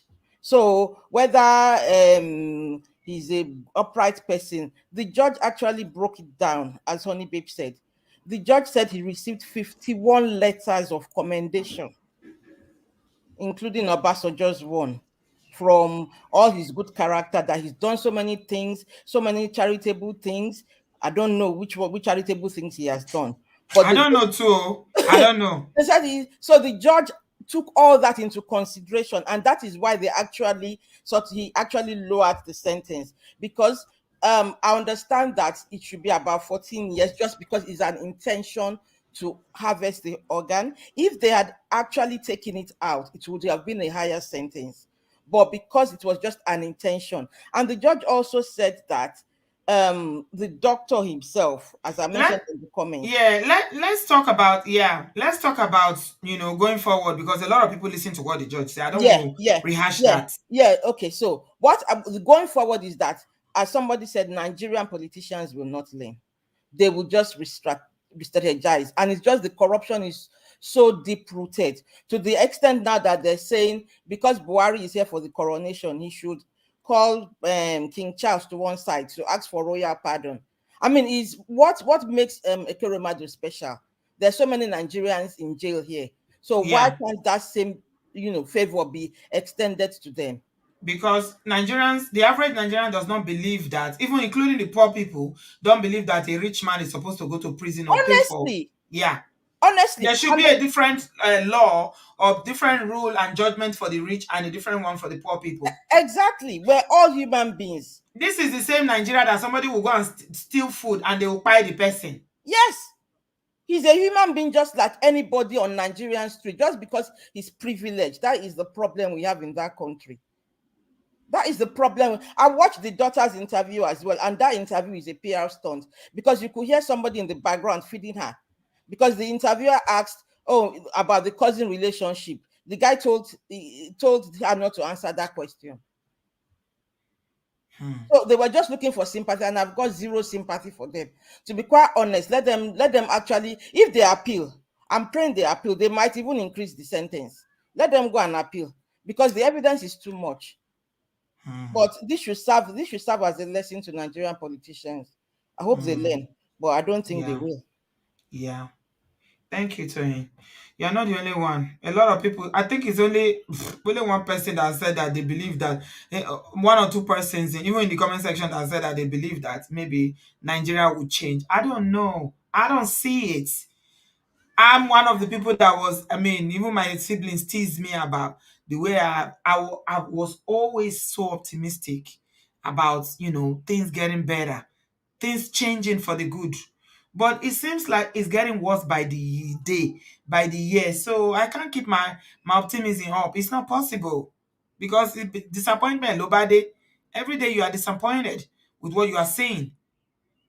People don't frown at crime or criminal behavior. They celebrate it. They applaud it. It's the right thing. And you that come from obodooyinbo, if you say anything, hey, one day, you're always doing like you are better than them. They don't see it. It's difficult. Obviously, it's not everybody. There are still some people that believe in doing the right thing, but they are the minority. That's the problem. The voices of the people that do the wrong thing and believe in the wrong thing are the loudest. So where do we start from? Where do we even begin from? It's hard. Big Bear, your connection is not good. You are next. Can you fix it? Let me go to Bumi. See if you can fix your connection, Big Bear, because you are not properly. I can't add you. Bumi, how are you? Hello, darling. Good evening. Welcome, my dear. How are you? How was your trip? You are glowing. Yeah. You need it. Thank you. Well, fam, how that day? You guys should not forget to like, share, and subscribe. Let's move this ministry forward as it should. I just Thank you. wanted to mention something quickly. To answer your question, I don't think they will change. And like everybody has said, I think they'll just be smarter. And you know why I think they pick UK in the first place is because of the quote and unquote diplomacy they thought they had, or the fact that they think that because maybe the UK is our colonial master, maybe some things they'll be able to fly under the radar. Also because it's closer to Nigeria, they can just quickly do one or two things as opposed India, South America, they don't have, even though they might have the manpower, they don't have the resources, quote and unquote, that they would prefer because they are used to certain type of treatment, right? Because they are privileged. This is what I'm saying. It's the privilege of the Is whole that Dr. situation. Obina that gave them chest? That's the one that Uh, encouraged them that I did it. You can do it too. Yes, yes. And they must have also done, and to be, let's be realistic, well, from my opinion, they must have done their research. So Mm-hmm. before they picked the so-called Dr. Obina, they must have done research with other places. And then he gave them the biggest chest to beat on or to sit on. So that's why they went his route. But those people, the way the planning that went into it is not, I'm sure that they casted a wide net to see where they can be able to do it flawlessly, but I don't think they will learn their lesson. And I'm actually surprised that Obasanjo wrote a letter. What are these people writing letters for? Like Mm. seriously, because Yeah. even here, I'm in Canada. Even here, like it's like, and this is not the mindset that, oh, you are in Canada. Before I moved to Canada, I was one of those people that patriotic, because I left Nigeria late. I left Nigeria at 25 going on 26. I didn't want to leave. I didn't want to leave. But like until Nigeria happens to you, then if you are privileged enough to also say, okay, can I go out? Then you go out, right? So that's what happened to me. So when people say that he has good character, you have good character. Well, you're supposed to have good character in the first place. That's what you're supposed to. We chose you to be in charge, and you've been in charge for 20 years, That's and the you're not supposed. barest minimum. So Seriously, they celebrate barest minimum of what a human if being should be like. it is below mediocrity. It's just Mhm. it's on the ground. It's in the well. It's in air fire at this point. What kind of character are you? Hey God, have mercy. And you people from his hometown are saying that he has not done. And I want to point something. I'm 100% and one sure that they don't have kidney problem. I think Sonia did that as a PR stunt to say, oh, it's something that we have in our family. That's why. No, because I think in my own right mind, if I know that we have that in my family, we'll find somewhere like quick exit. We'll find quick exit. So I think they just said that and they didn't know that it will backfire. That's what I think. I don't think that they have it. And I also see online her friends, quote and unquote, oh, she's a nice person. Oh, she don't deserve it. Excuse you, excuse you. Before I was caring for one young girl that died that of cancer. That part of cancer. 13. She was 13 when she died. Is she not a nice person in Nigeria? Mm. And a mother was going to the hospital saying something is wrong with my daughter, something wrong with my daughter. They just discharge her. That woman ran all health secretary through the 36 states in Nigeria. They discharged her until they were able to cross to the other to Ghana. It was in Ghana they now detected that it was skin cancer. Before by that time she cried.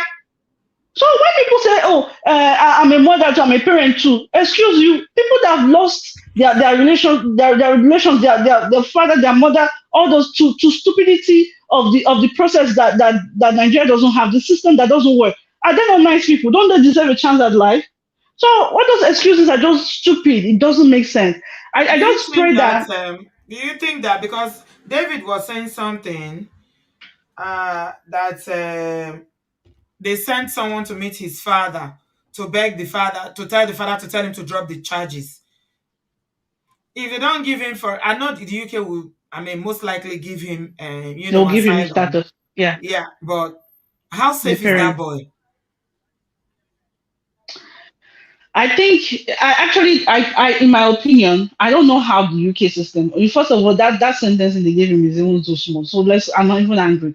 I was thinking he will stay 25. But I think that he's safe because again, even though some people want to say they are using Ekweremadu as scapegoat, it's not scapegoat. It's the fact that I don't see that scapegoat. I see that this is what somebody that thinks that they are privileged and above the law, wherever they come from, think that they can also apply that in this country. So whether you call it scapegoating or whatever, I don't see it that way. I don't see that everybody go collect, whether you get money or you don't get money. So I think they'll put eyes on him. It's his relations, his parent that I'm scared for. Is that's who I'm scared for. That's who I am scared for. And I'm also glad that he didn't take, that they said he should take money, he refused. So they know that at least those quote unquote people that can threaten his family, that it's not about the money. Oh, I don't want the money. And I also wanted to point out people that are saying that, oh, the David knows what he's doing. Excuse me, Auntie B, quickly. I wanted to do this. I wanted to do this thing, this procedure where they fertilize your egg, and then they pull it out of you. So you carry somebody's egg because the parents that wants to get pregnant cannot go through the process. I wanted to do it here in Canada. I've made up my mind that I want to do it. I say I will do it because I've also seen people that I don't know. I just said I was going to do that. Like I wanted to do it before I start giving birth. You know how many times they call me? They come inside office, say, "Are you sure? Are you this thing? Are you this thing?" I say, "I want to do it. Are you sure you know what you want to do?" And so that's why I change my mind. I'm not doing it again. So Yeah. when people see that the scrutiny that you go under, even when you want to do something willingly, talk less of when you don't know what you are stepping into. So Yeah. when people are saying that redundant and ignorant statement that he did it to Japa, is That's why stupid. I don't engage people. I try as much as possible not to engage people on social media, especially on those Instagram and Twitter, because a lot of them, the level of ignorance, they don't think They don't deeply. They have just sense. emotional statements and comments and all that. So Yeah. there's no And point. There's really yeah, and no one point. one last thing, Nigerians, I don't know why we are so quick to forget. We always forget, and that's why Nigerians keep going through the same thing every 4 years, every 8 years. We always forget. So when we are being empathetic, we are being Jesus children. These people keep getting away with stuff, and they keep stretching us. They keep stretching. They will stretch you when you give yourself to somebody to use. The person will use you until you are dried up. That's what I just want to say. So all these people that think that they are the Jesus baby, they are the first in line. It's not like that. It's about doing what's right, what's humanly right. Everybody has one head, two kidney, two legs, two hands by God's grace. So everybody should be afforded the same opportunity. That's what I just want to say, Auntie. Thank you very much. Thank you so much, Bumi. I appreciate you. Thanks for calling us. Please, guys, give us a thumbs up. We are winding up now. I've got Plum Rain. Plum Rain, you are next. Where are you joining us from? Unmute yourself and tell us what's on your mind about this matter. Do you think David is safe? You are muted. Plum Rain. Hello? Okay, I'm going to move to Natalie because of time. Hello, Natalie. Can you hear me? Hi, Auntie B. I can hear you. Can you hear me? Yes, my dear. Where are you joining us from? I'm joining you from Netherlands, but I'm from Zambia. You're welcome. What do you have to say about this matter? First of all, I'm glad that David was, first of all, lucky enough to find a doctor who could listen to him and advise him, because not a lot of people are that fortunate. It could have ended up otherwise. So Yeah. thank goodness for that. And then secondly, I think we have to address the systematic root is poverty. And to be in Africa, we're so poor, not only financially, morally, we're so poor. It's so sad. Here in Europe, since I moved, you can be in a train sitting next to a minister and you don't even know it. Oh, You go yes. to the same hospitals as a minister. I'm coming from Africa where it's such an elitist society where if you've got money, your life is perceived to be more important than yeah. someone with less money. Whereas here in Europe, you have equal access. If we're talking about waiting for donors, because there's a donor line, if you have to have access to an organ donor, you have to wait in line and you respect that. But in Africa, because we're so used that if I've got money, I've got an advantage, he came with that same level of arrogance to Europe where they said, hold up, it doesn't work that way here. You have to respect the law. each one has equal opportunity, and worse off, you want to pay. That Sonia lady, sad as her situation is, she should have waited. Her parents shouldn't have used arrogance, because that's what it is. They were Mhm. arrogant and they thought Mhm. that their They child's can life buy is it. more They think they worth. can buy anything. Yeah. Yes, because that's how they're used to it. In Africa, they can buy their way through anything. Anything. That's corruption. That's why we've failed to advance as a continent. Despite how rich we are, we've failed to advance because of our moral corruptness. It starts Mm. from home level, Auntie B. It Mm. starts from home level. We take it to work. We now take it into politics. It's deep rooted in us. In every level of society, it's there. So I am so glad. And also, it exposes that, those people who we've been hearing that they're missing, where have Mm. they gone? Mm. This organ selling Mm. is not something new.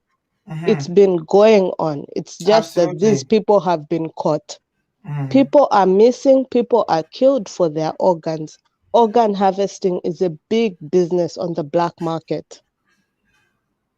Yeah. Unfortunately, It's really, very, really very sad. sad, and I Mm. think these people have got what they deserve. And Mm. yeah, it's unfortunate that things have turned out the way they have, but I Mm. am happy that justice has been served. Absolutely. And I hope David gets a new leaf. Mm. I know he comes from a low class status in Nigeria, but you never know. This could be an opportunity for him and his family to turn things around. If he's given asylum and he gets well integrated into the UK, I hope he'll be given the necessary tools to support him. And Mm. also, this is a traumatic experience for him. I really hope he'll be given the necessary tools for him to recover and also integrate into the new society. Mm. That's all I have to say. We need to get rid of poverty and TB. How are we going to get rid of poverty when you have thieving politicians who keep stealing everything, enriching themselves and improvising, making the other people, they live in crumbs for them? Thank you so much, Natalie. I hear you. You've spoken very well. How? How do we get rid of poverty? Where do you start from? Where do you start from? When we're growing up, our parents told us that the easiest way to get out of poverty is to have an education. So they struggled to send us to school. The other day I was in Lagos and they were doing JAMB exam. And oh my God. Sometimes you wish that you can just take your children to Nigeria to go and see what children in Nigeria have to go through just to get into universities in Nigeria, of which they are not even sure of the exam.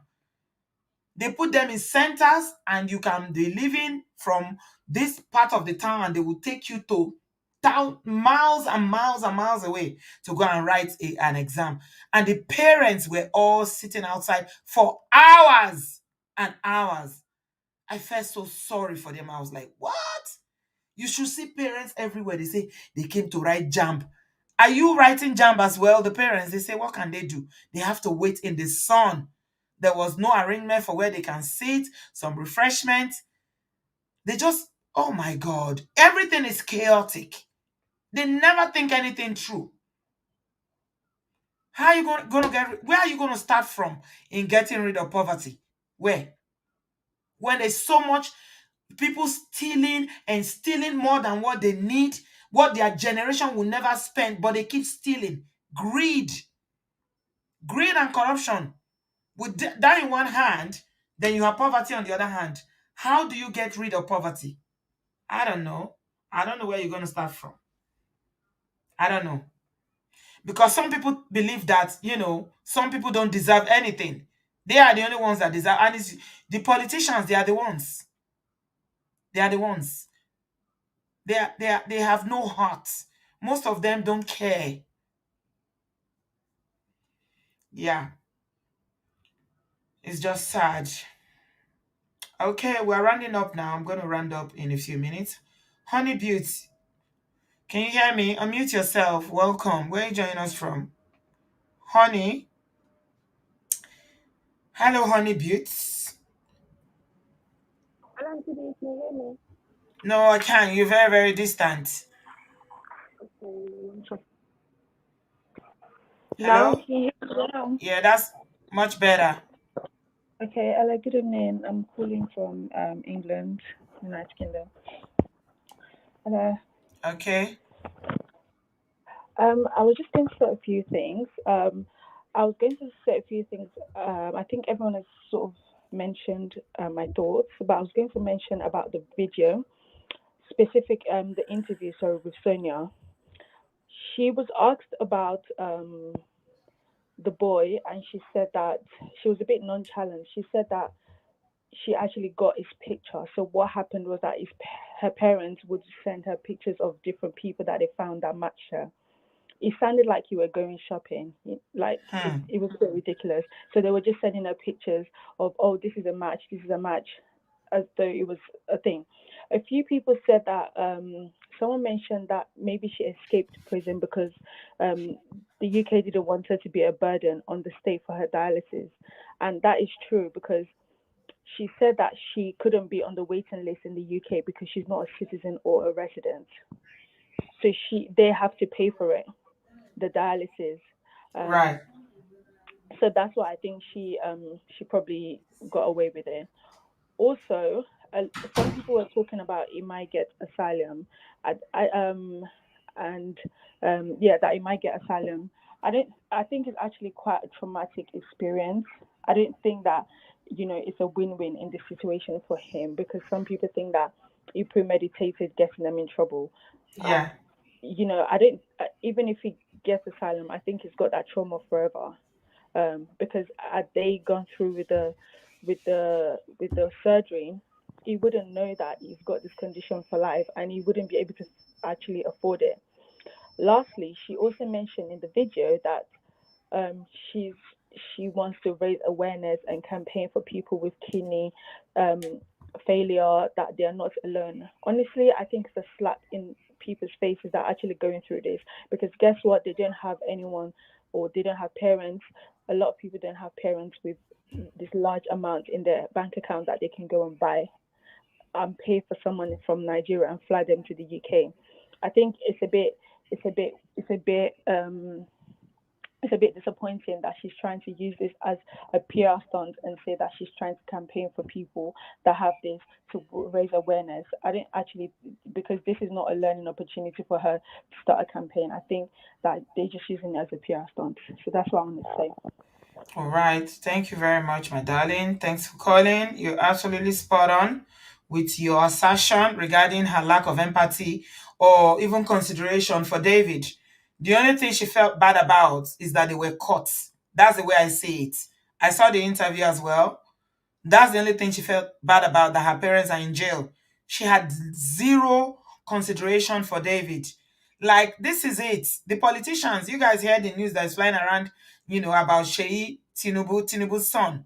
These politicians, their children are the same thing with them. They are the same. They feel very entitled. They believe that, oh, we own the country.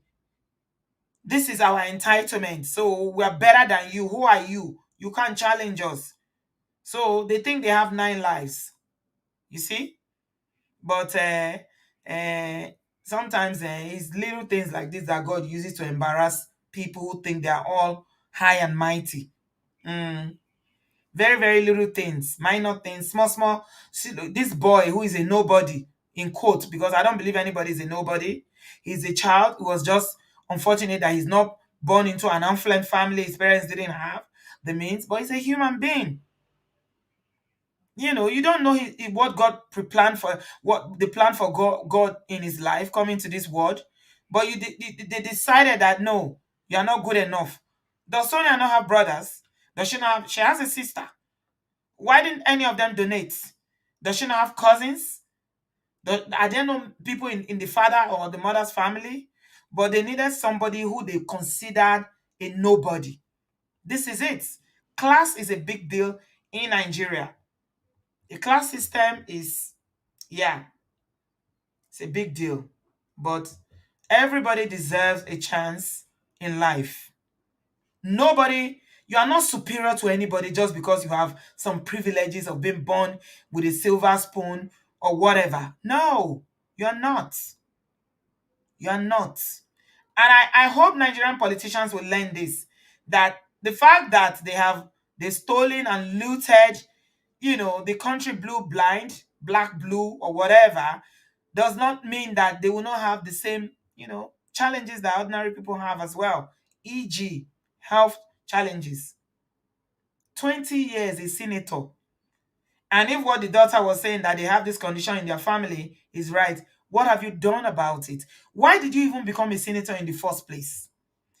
Politicians go into politics in this part of the world because they believe in something. They want to change society. They want to make a difference. They want to impact. They want to be remembered. Ask yourself why our politicians go into politics in Nigeria. I don't know. It's only to go and share money. Some of them, their friends will donate money for them so that they can use it to bribe to get into office. And when they succeed, it's time for their friends to collect. Hello? Atiku Abubakar, remember what he said? That he's going to enrich all his friends if he becomes president. He said it on national television. He didn't even hide it. So what are we talking about? These people, Nigerian politicians. Okay, Plum Rain, are you still here? Your connection, you weren't speaking before when I added you. I'm about to leave now. Can you hear me now? Hello, Plum Rain, you are muted. I think you're... I'm still here. Can you hear me, Auntie B? Yeah, I added you before. You were not speaking. Can you hear me, Auntie B? I'm hearing you. Can you hear me now? Yes, go ahead. Where are you joining us from? I'm from the US, so Auntie B. I want to greet you specially. Now God will bless you for us. Amen. Always shining, our beautiful but delicious, more than able Auntie B. I bet who never like, make una like. Thank you. Auntie B, I'm going to come from a different perspective. I'm a physician here in the US. All right. My husband is a physician in the US. Mm-hmm. I have friends. When you go to medical school, you get a lot of people who, you develop friends. Everybody don't run come from Nigeria. Mm-hmm. As I'm talking to you, they are sending me messages every day. Dr. Oshobe, help us, help us, help us. It's frustrating. Before I talk about whether the sentencing was appropriate or not, I just want to mention some things from the medical perspective. Mm-hmm. In the United States, we have a list. The moment you need an organ, before the organ even gets to the point where it has failed completely, you get on that UNOS list. The whole of Africa does not have a list. And this is a database they create: age, height, sex, how long, we don't even have one. Talk less of well-equipped transplant centers. So it means that, God forbid, if my brother or our cousins back home need an organ, we don't even know where to start from to see whether they have a match or not. I thought somebody said that there are some hospitals that do successful transplants in Nigeria. Auntie B, they transplant in Nigeria. But the point I'm trying to make is this. Yeah. In the United States and other Western countries, before you get to the point of even needing that, getting a transplant center is different from getting on a list. Right. We don't have that list. Why that list is important is this. The moment you are going to need an organ, they know your blood group, ABO, everything. So the moment an organ is available, there is an alert system that rings and they call you and they say, get ready, we are transplanting. Yeah. In Nigeria, your organ has to fail first. Then we now go and start looking for people. So we don't have a donor list. We don't have a recipient list. Nothing. Something as simple as blood. Our blood banks don't even work. You have somebody sick, they will say, start running now, go and look for blood. They don't work. So this man came to the West, took somebody's child. When he has ruined the system back home, he's part of the corporate ruining it back home. And then he comes here now and wants to take somebody's organ because he can pay for it. So in other words, life in Nigeria is only for the rich. Yes, so. If you not get money, your own don't finish. You're not supposed to leave now. Why? No. And for those who are using sentiments, this is the sentiment. What stops the Ekweremadus and people like him from saying, okay, I'm going to pay down for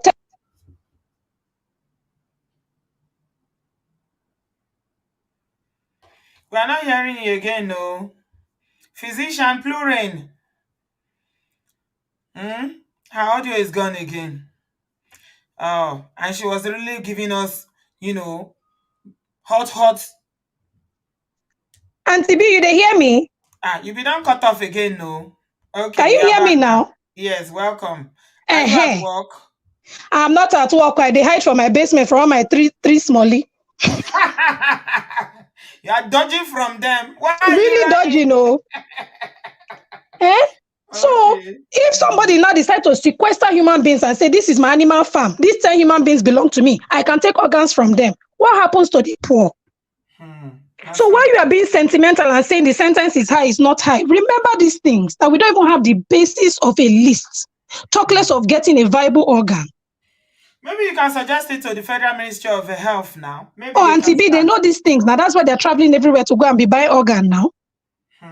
The only reason Ekweremadu went to the UK is because his daughter is golden egg. So she needs to go somewhere that is better than India and all the other third world countries. That's why he went there, and that's why they caught him. Wow. So, Auntie B, I don't have mercy. I have people calling me, patients and physicians from back home. Physicians calling me because they are depressed, they are overworked, they don't have equipment, they see people they cannot help, it's affecting their mental health. Then the patients, on the other hand, calling because they can't afford healthcare or because the doctors are overworked, they are missing a lot of things. Auntie B is frustrating. So And now as they far say as they I'm want to stop them concerned, from traveling. Did you hear that? That Ngige said that Nigerian doctors cannot travel until there after you 5 go. years. There you go. And that was what prompted all the calls I started getting. They said, let us run now before the thing happens. But can they really affect that kind of a law? Is it possible? If you didn't Auntie check B, them? nothing had our politicians, so when they reach our body, they can do anything, no. But when they reach them, they will not effect a law to say they should not be able to travel out for healthcare. But they will tell the doctors, they will even tell us very soon, they will start telling people not to travel for their own healthcare. But they can do medical tourism. Buhari Oh, can stay in yes. London for almost 4 years. He was here. In and out, in and out. There was nothing wrong in that. See all these politicians, you come and shake me for you. They're supposed to you see, because of the way when poverty don't reach for Nigeria, even the people that should be laying curses on them daily, is them that always feeling sorry for them. You see? Auntie B, there's a way hunger go beat you, not go think well again. It go beat you, not go think well again, no. So those of you feeling sorry for Ekweremadu, don't feel sorry for him. Because if you know the implications that his laws have caused, even in dialysis we are talking about, even in the best healthcare system, dialysis buys you about 10 years, maximum 15. Okay? Now, in Nigeria and in Ghana, I know nephrologists that go back home to help. When they go home, they tell you the water is not clean. The electricity affects the machine. They break down very quickly. So people start getting infection from the dialysis that's supposed to be treating them. Auntie B, in fact, I don't want to go on. You know, I never called into your show before, not because I don't want to, but this one, it pained me reach my bone marrow because it's happening in my backyard. It's something I'm very conversant with. So, Ekweremadu, do your years. If now me, you go complete that 9 years, 10 safe. If not, they go heap more on top. And if we can find a way to use you as a snitch to bring in your cohorts, may they bring them so that they go arrest her. Auntie B, thank you. I bet who never like make una like the work Auntie B is doing God's work. I tell her all the time. Thank you. Support where you can. Who never do super chat? If you fit do super chat, me I go do my own later. Auntie B, I beg. Thank you. You do well, my sister. God bless you. My regards to the family. Obodo farm, my hello. Thank you so much, Florine. Bye, everybody. You. Bye. Yeah. I see why, people who are doctors, especially if you train in Nigeria and you still have friends over there, you know what it is. They will feel very passionate about it. Even me, when I don't know Nigerian hospitals. Oh my show, it is well, oh. I mean, that's why even when we talk about retirement, all this retirement that we keep talking about, as much as some of us want to retire back, you start thinking when you are getting old, you start needing more, medical attention. How safe is it for you to go to a place where ambulance will not come? Any small thing, You don't know what's going to happen to you. This is the fear that people have. So is either you are stuck. So you thinking, should I stay in the cold? And this isolation, this social isolation, when your children don't grow, they've left home, and they visit you. Only you go stay here winter and won't finish your life with cold. Or should I go back to a place where, you don't know what's going to happen. If anything happens to you medically, you have a medical emergency. You go make them. So these are the things that we diasporans we need to contemplate them and call on Fuashi. May God help us. Some people have quickly made up their mind pay. They will brace the code like that and just stay here instead of risking their life to go back. And I don't blame them. Honestly, I don't. It is not easy. Yeah, so this is I don't know what's going to happen, but they'll definitely do a number of years. And from what I'm hearing, because I know somebody who works in the prison where Ekweremadu is serving. It's just in Woolwich here. It's in Woolwich. Those of you who live in London will know the prison now. The prison is in Woolwich here. It's not far. Is in Southeast London, and they said the man is not even well. He has a lot of medical issues. You see, he's not even well. So you see, now he's in prison, and he's having medical issues. Yvette, you say I should die in the UK? Now, nah, the UK is too cold. Yeah, Benmash prison. Nah, it's too lonely for me. UK is too lonely for me. I like people, and there are plenty people in Nigeria. I like groove. There's no groove in the UK. The UK is so isolated for me. Nigeria is where all the enjoyment is. There's always an event, party, wedding, this, that, birthday celebration. There's always something to do. And the sun. That sun, it makes your bones strong. You see these winters, they will bend your bones very quickly. Yeah, but may God help us. Hopefully, who knows? Some people are still optimistic, but fingers crossed. We'll see how it goes. Yeah. Bumi, you be doing Zoom call. You be doing Zoom. You be doing Zoom. Enjoyment in Nigeria. Don't even go there. No. We'll see how it goes. Maybe, I think we're at the point now where we are, a couple of my friends and I are agreeing with our spouses that it's going to be 50-50. We'll do 50-50. Winters in Nigeria, and then when it's spring, you do spring and summer here. And then when it's autumn, you set off again. I beg, I know go any other place, forget it. Yeah. The best place to live is your home country. It's just, yeah, it's a lot. Yeah. Vivi said it's very risky. Nigeria is very risky at old age. Yeah. Obodooyinbo too is very cold and lonely at old age. You will be inside the house, only you. That's what I hate about it. I don't like it. Only you. Otutu afe she. Cold go write letter to you. That's all your leg everywhere. No. That cold is not my friend. Anyway, we'll see. May God help us. Hopefully, who knows? Some people are praying for Nigeria and optimistic that things will change. In another 10-15 years, when we are thinking of retirement, maybe by then, Nigeria will done better. You never know. But I'm not, I don't know. I don't know if that's a possibility because it's even worse than it was when we were growing up. I keep comparing it to how it was when we were growing up and now. It was better when we were growing up. Now it's getting worse.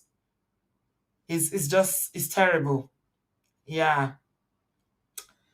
Anyway, thank you very much everybody for being here today. It is well, Lou. Thanks for staying with us. And I'm back. All the shows are coming back now. And yes, the live streams are back now.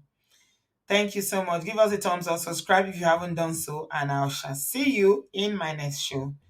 Thank you very much. I appreciate you. I love you guys. Have a good afternoon. Have a good evening. And enjoy the rest of your weekend. I love you. Bye, guys.